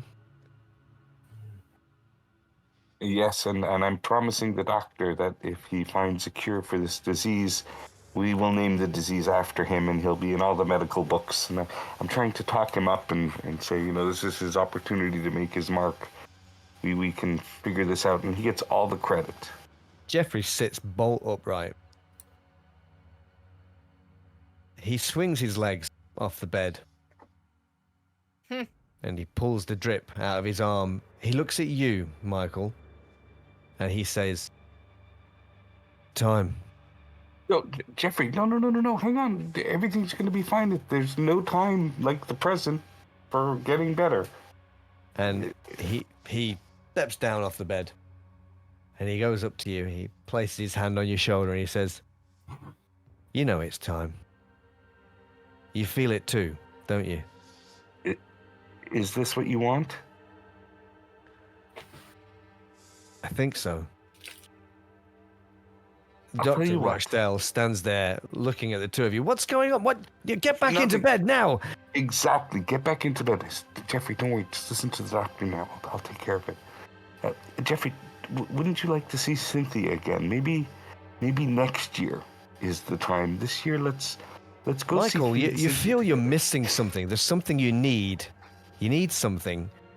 And you need to take it with Jeffrey. You have to go. I feel a need. Yeah. You had a dream. You had a dream, didn't you? Actually, I'm hoping it was you. I can't remember. Yeah, I did. I dreamt that I was in the hole and sinking down. Oh, okay. Yes, that's right. It was Helen that had the knife. Yeah. Helen had the knife. And so, Helen, you need that knife. You know that Rosa has it. And you're making your way out, walking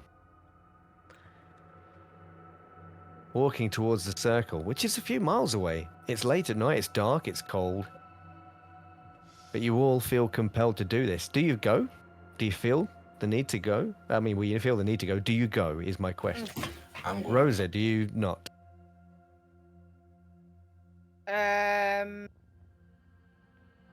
No. Okay. Helen. Rosa, I need the knife for where we're going.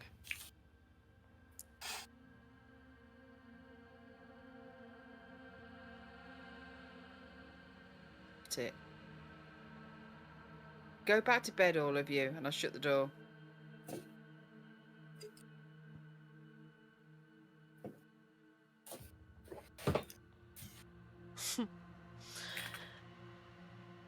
What's Hillary feeling at the moment? Oh, you feel this compulsion. Do you follow it? How much is the compulsion? Like, is it one of them that's like, it's in every nerve of your body that you, like, it's almost automatic that you're moving, or is it just? It's a matter of life and death, is what you feel, but not yours. Because obviously I had a dream, so You did. I mean, you tell me whether or not you feel it's a compulsion that's in the very fiber of your being. You tell me. well,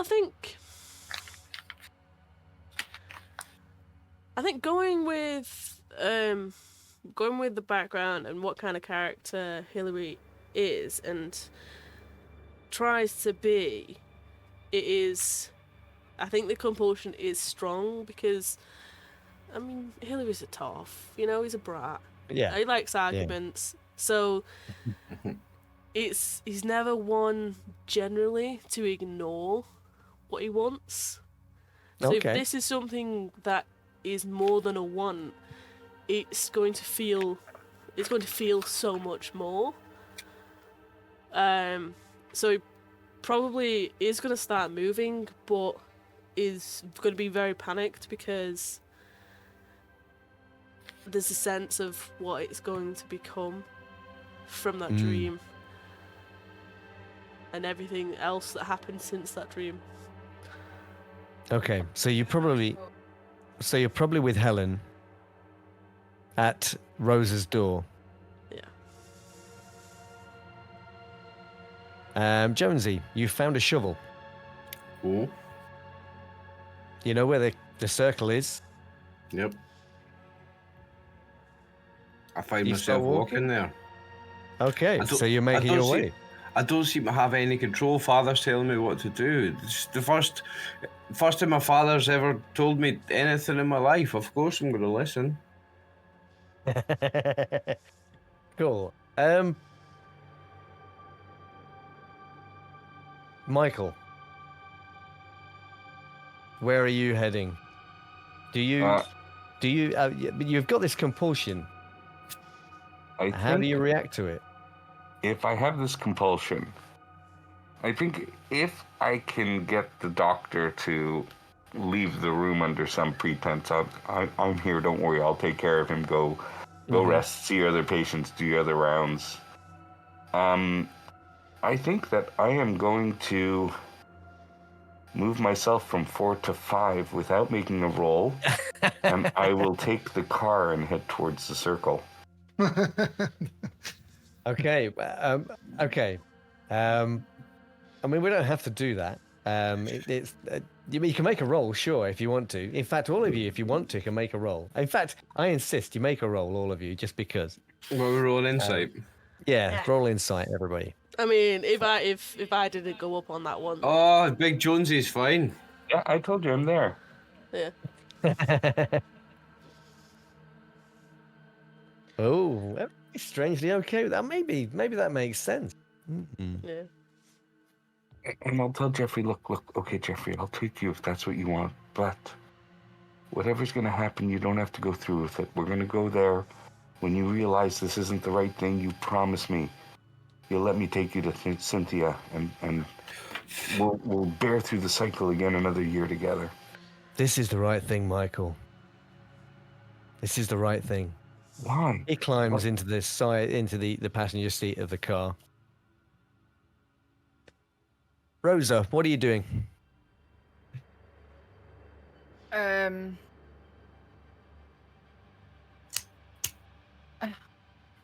How compelled would I be? That's up to you. I would be fighting it because it's ridiculous. But then equally, I don't want them to get to any harm. Peer Yeah. pressure. Well, they're asking for the knife, effectively. Helen has asked you for the I'm knife. going to give them that. Okay. Because it's like the pictures and everything, that knife's not a good thing. Somebody's going to die, and that's not a good thing. Well, that's not the impression you were getting from the radio. It's not that somebody's going to die. I think we're all going to die. But Everybody does. At some point. Yeah. What's everybody doing? The rest of you then. Obviously, Jonesy's making his way to the circle. Yep. Hillary is making his way to the circle. Helen is wanting the knife from Rosa. Yeah, without the knife, Helen is a bit conflicted, but she's Yeah. not like the violent type to take it from her if she doesn't want to give it. So she will turn on to Hillary. Yep. And hope Like that he's the she's, violent type. Yeah, something like it. To be fair, it goes with what I literally just said about Hillary. So yeah, he'll bang on Rosa's door again, just to and just Yeah. if she opens it, it's just like we need to go. We need these things. Do you not want to? Do you not want to see? Do you not want to know? It's dangerous. It's the middle of the night. It's dark. So you're going somewhere where you've never been before in inappropriate clothing, and you want to take a knife with you. Well, you said it was dangerous. A knife would be handy, would it not? It depends who you class as the danger. Yourself with a knife, or something else out there that wants you to fall into a deep, moist mud.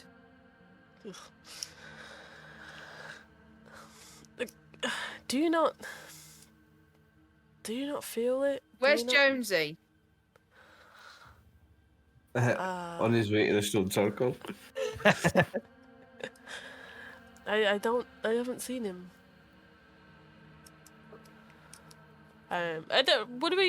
Would all the rooms be on different floors or all on the same floor? No. They're on the same floor. Okay. Yeah.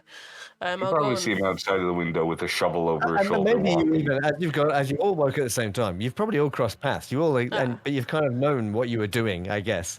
So you know that Jonesy's making his way there. You could just feel it. That's what's happening. You know that's the same for all of you. He's already on his way. He's gone. We're only here because Helen needs what you have, and I think maybe you should come with us.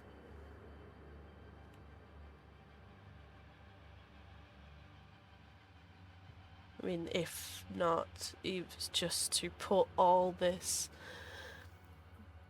everything that has happened over these last day, just to rest. I would just say, take the knife. I'm not going. Ridiculous. You're ridiculous. So you hand him the knife. Yeah. Yep. Okay. Well, you know where we're going, and you know the way. I'm not going.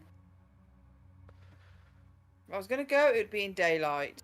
Unless you shut the door. Okay. When So she the rest- shuts the door, Helen will turn to Hillary and say, "In our dream, if I recollect correctly, Rosa she was the only one who didn't dream the dream. So perhaps she's not meant to be there.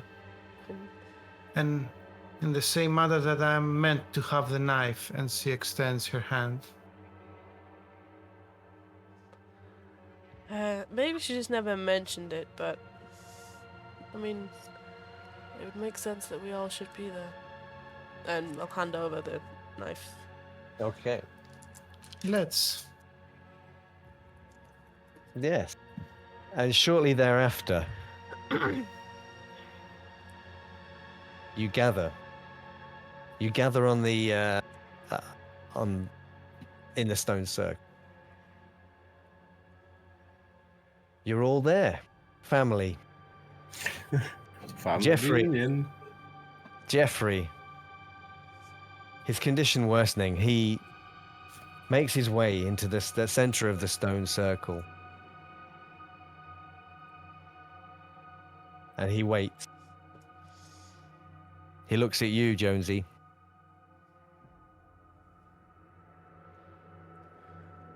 I'm ready, brother. I need you to dig, brother. Start digging. Okay, Oh, you dig oh. a shallow grave. I'm digging, Oh. brother.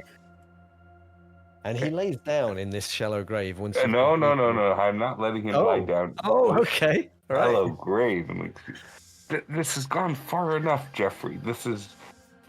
Surely you could see that this is not what you're supposed to be doing. You're getting better. The doctors have treatments for you. I brought you here to humor yourself, but this doesn't end good for any of us. I'm not going to let you do this. It's his choice to return to the soil. Mind your own business, Helen. This isn't about you. I need this, Michael. It's I need about this. all of us. You want... What do you want from me, Jeffrey? I want you to help me, brother. I'm not going to help you. I'm going to go with you. You want me to go through the same thing? Not your time. You How do know you it's know? not your time. How do you know it's not my time? We're blood and flesh. We're family. He lays back down into the grave. I'm going to have to make a roll on this. Okay, what do you want to make a roll on? Insight. Oh, okay. This is Are you? all too real. Yeah. Okay. I'm at 5, and and I need to. This is like I see the shovel. I see the knife. Helen, this mad woman, is holding this knife, and I'm okay. Oh, You're okay. I'm Okay. okay, but I'm not okay at You're the not same okay. time. Oh, you're definitely not okay. You're at 5 insight, so you're definitely not okay. But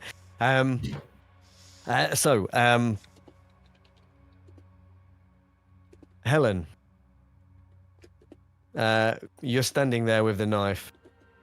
The rest of you have this compulsion, this urge to dance, holding your arms out horizontally, and these jerking movements that you saw the 2 young girls at the Waring House doing, as you saw the people doing in your dream. Do you dance? I continue. I dive in the grave on top of Jeffrey.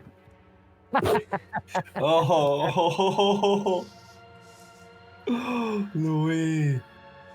Okay. Brother? Does anybody else dance? Yeah.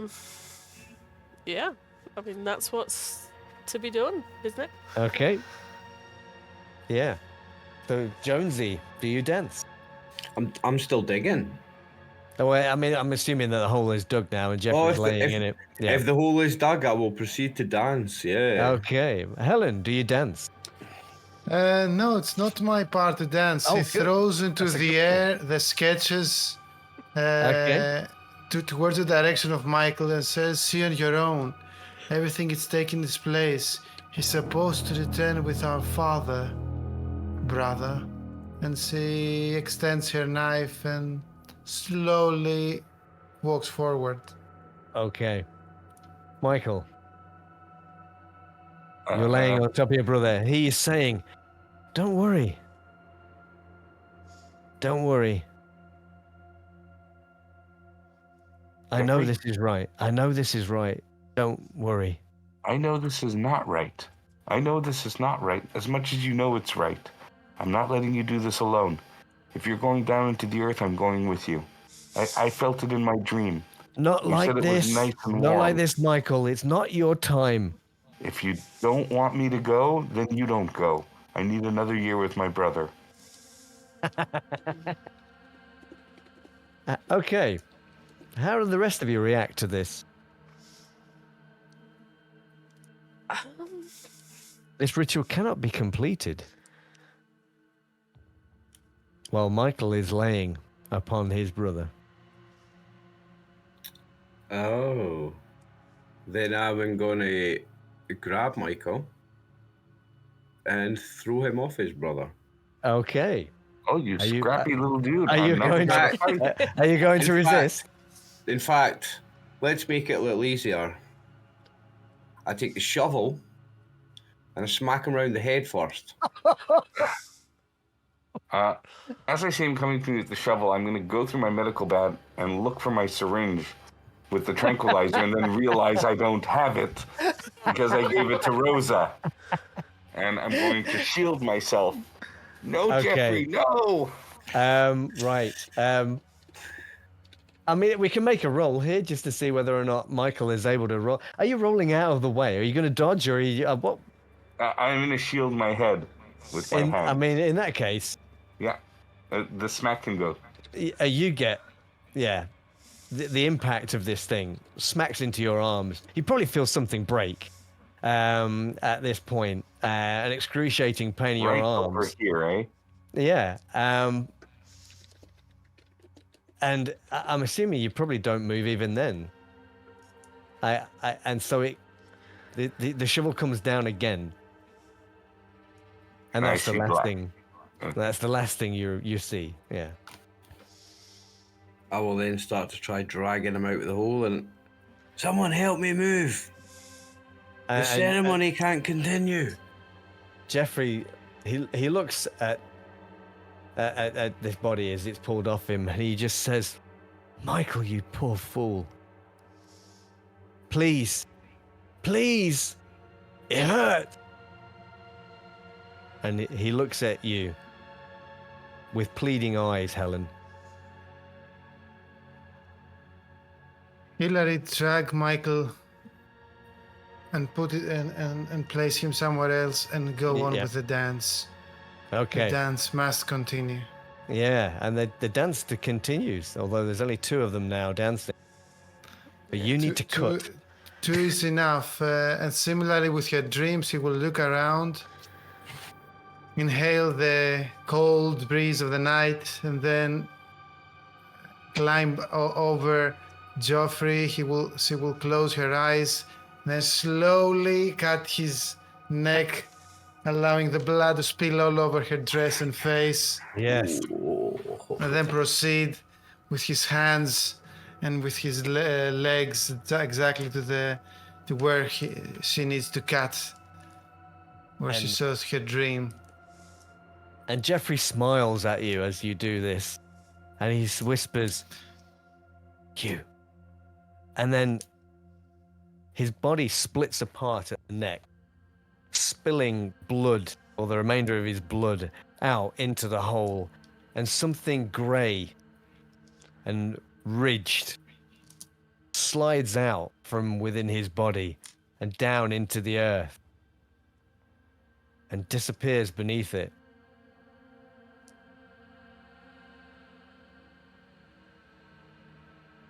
Jonesy,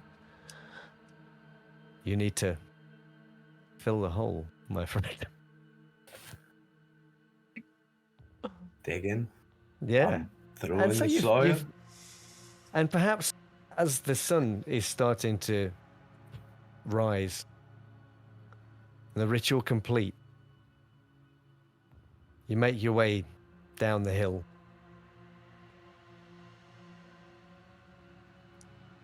So tell me now, how do things end for our remaining characters? Well, we know how it's going to end at some point. But what do you do with that knowledge, knowing that it is going to happen to you at some point?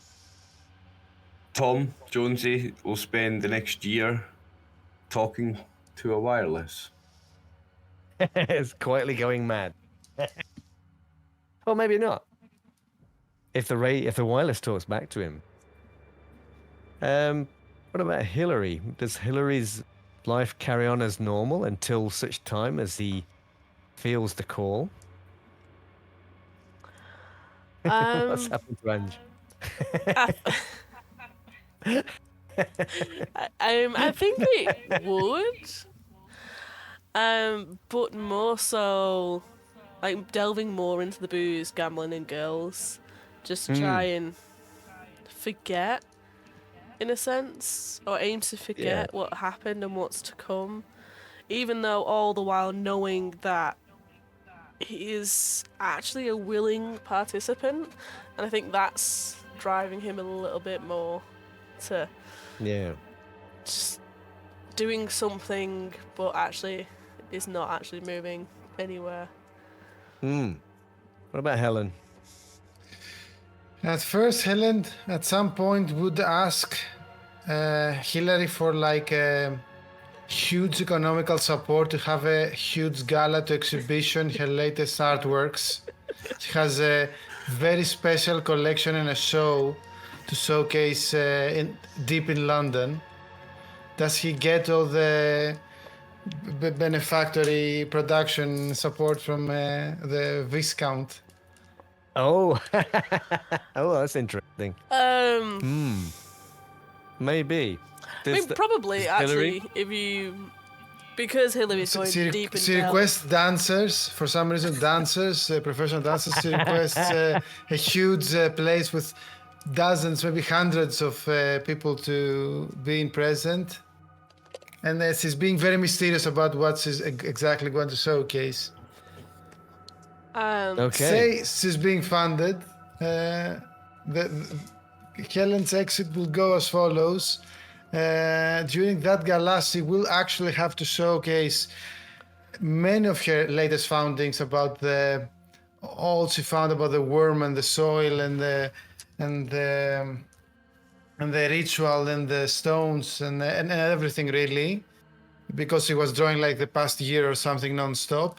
And then at the climax, through the crowd of attendees, the paid dancers who she specifically used the Viscount's founding to teach them the dance, the ritualistic dance, and orders them, give them the signal to start dancing in that way. And then she will, in front of the crowd, cut her own neck. And her, you know, she will do the ritual to herself in front of the crowd. Wow. Wow. Okay. Damn. Okay. Shit. Yeah. Yeah. I Hoping imagine. that thing will go out in front of all of them. Wow. That's wow. So Rosa, I imagine Rosa's. I can imagine Rosa's ending not being quite as spectacular. How does Rosa go about the rest of her life knowing that this is a thing and it's only a matter of time?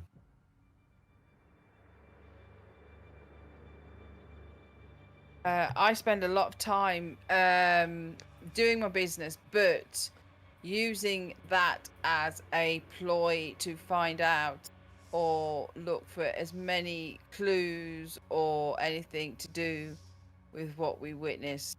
So, you know, antique stuff, which I would look for any clues and any pictures, any artwork, look for other knives and stuff like that.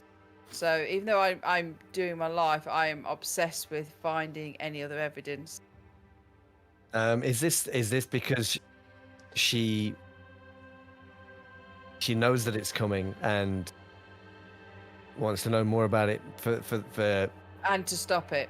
Oh, she wants to try and find a way to prevent it. Okay. Excellent. I mean, Michael, your future was quite short. And more rosé than rosy, maybe. But that is it. That's the dance in the blood. And we've completed that.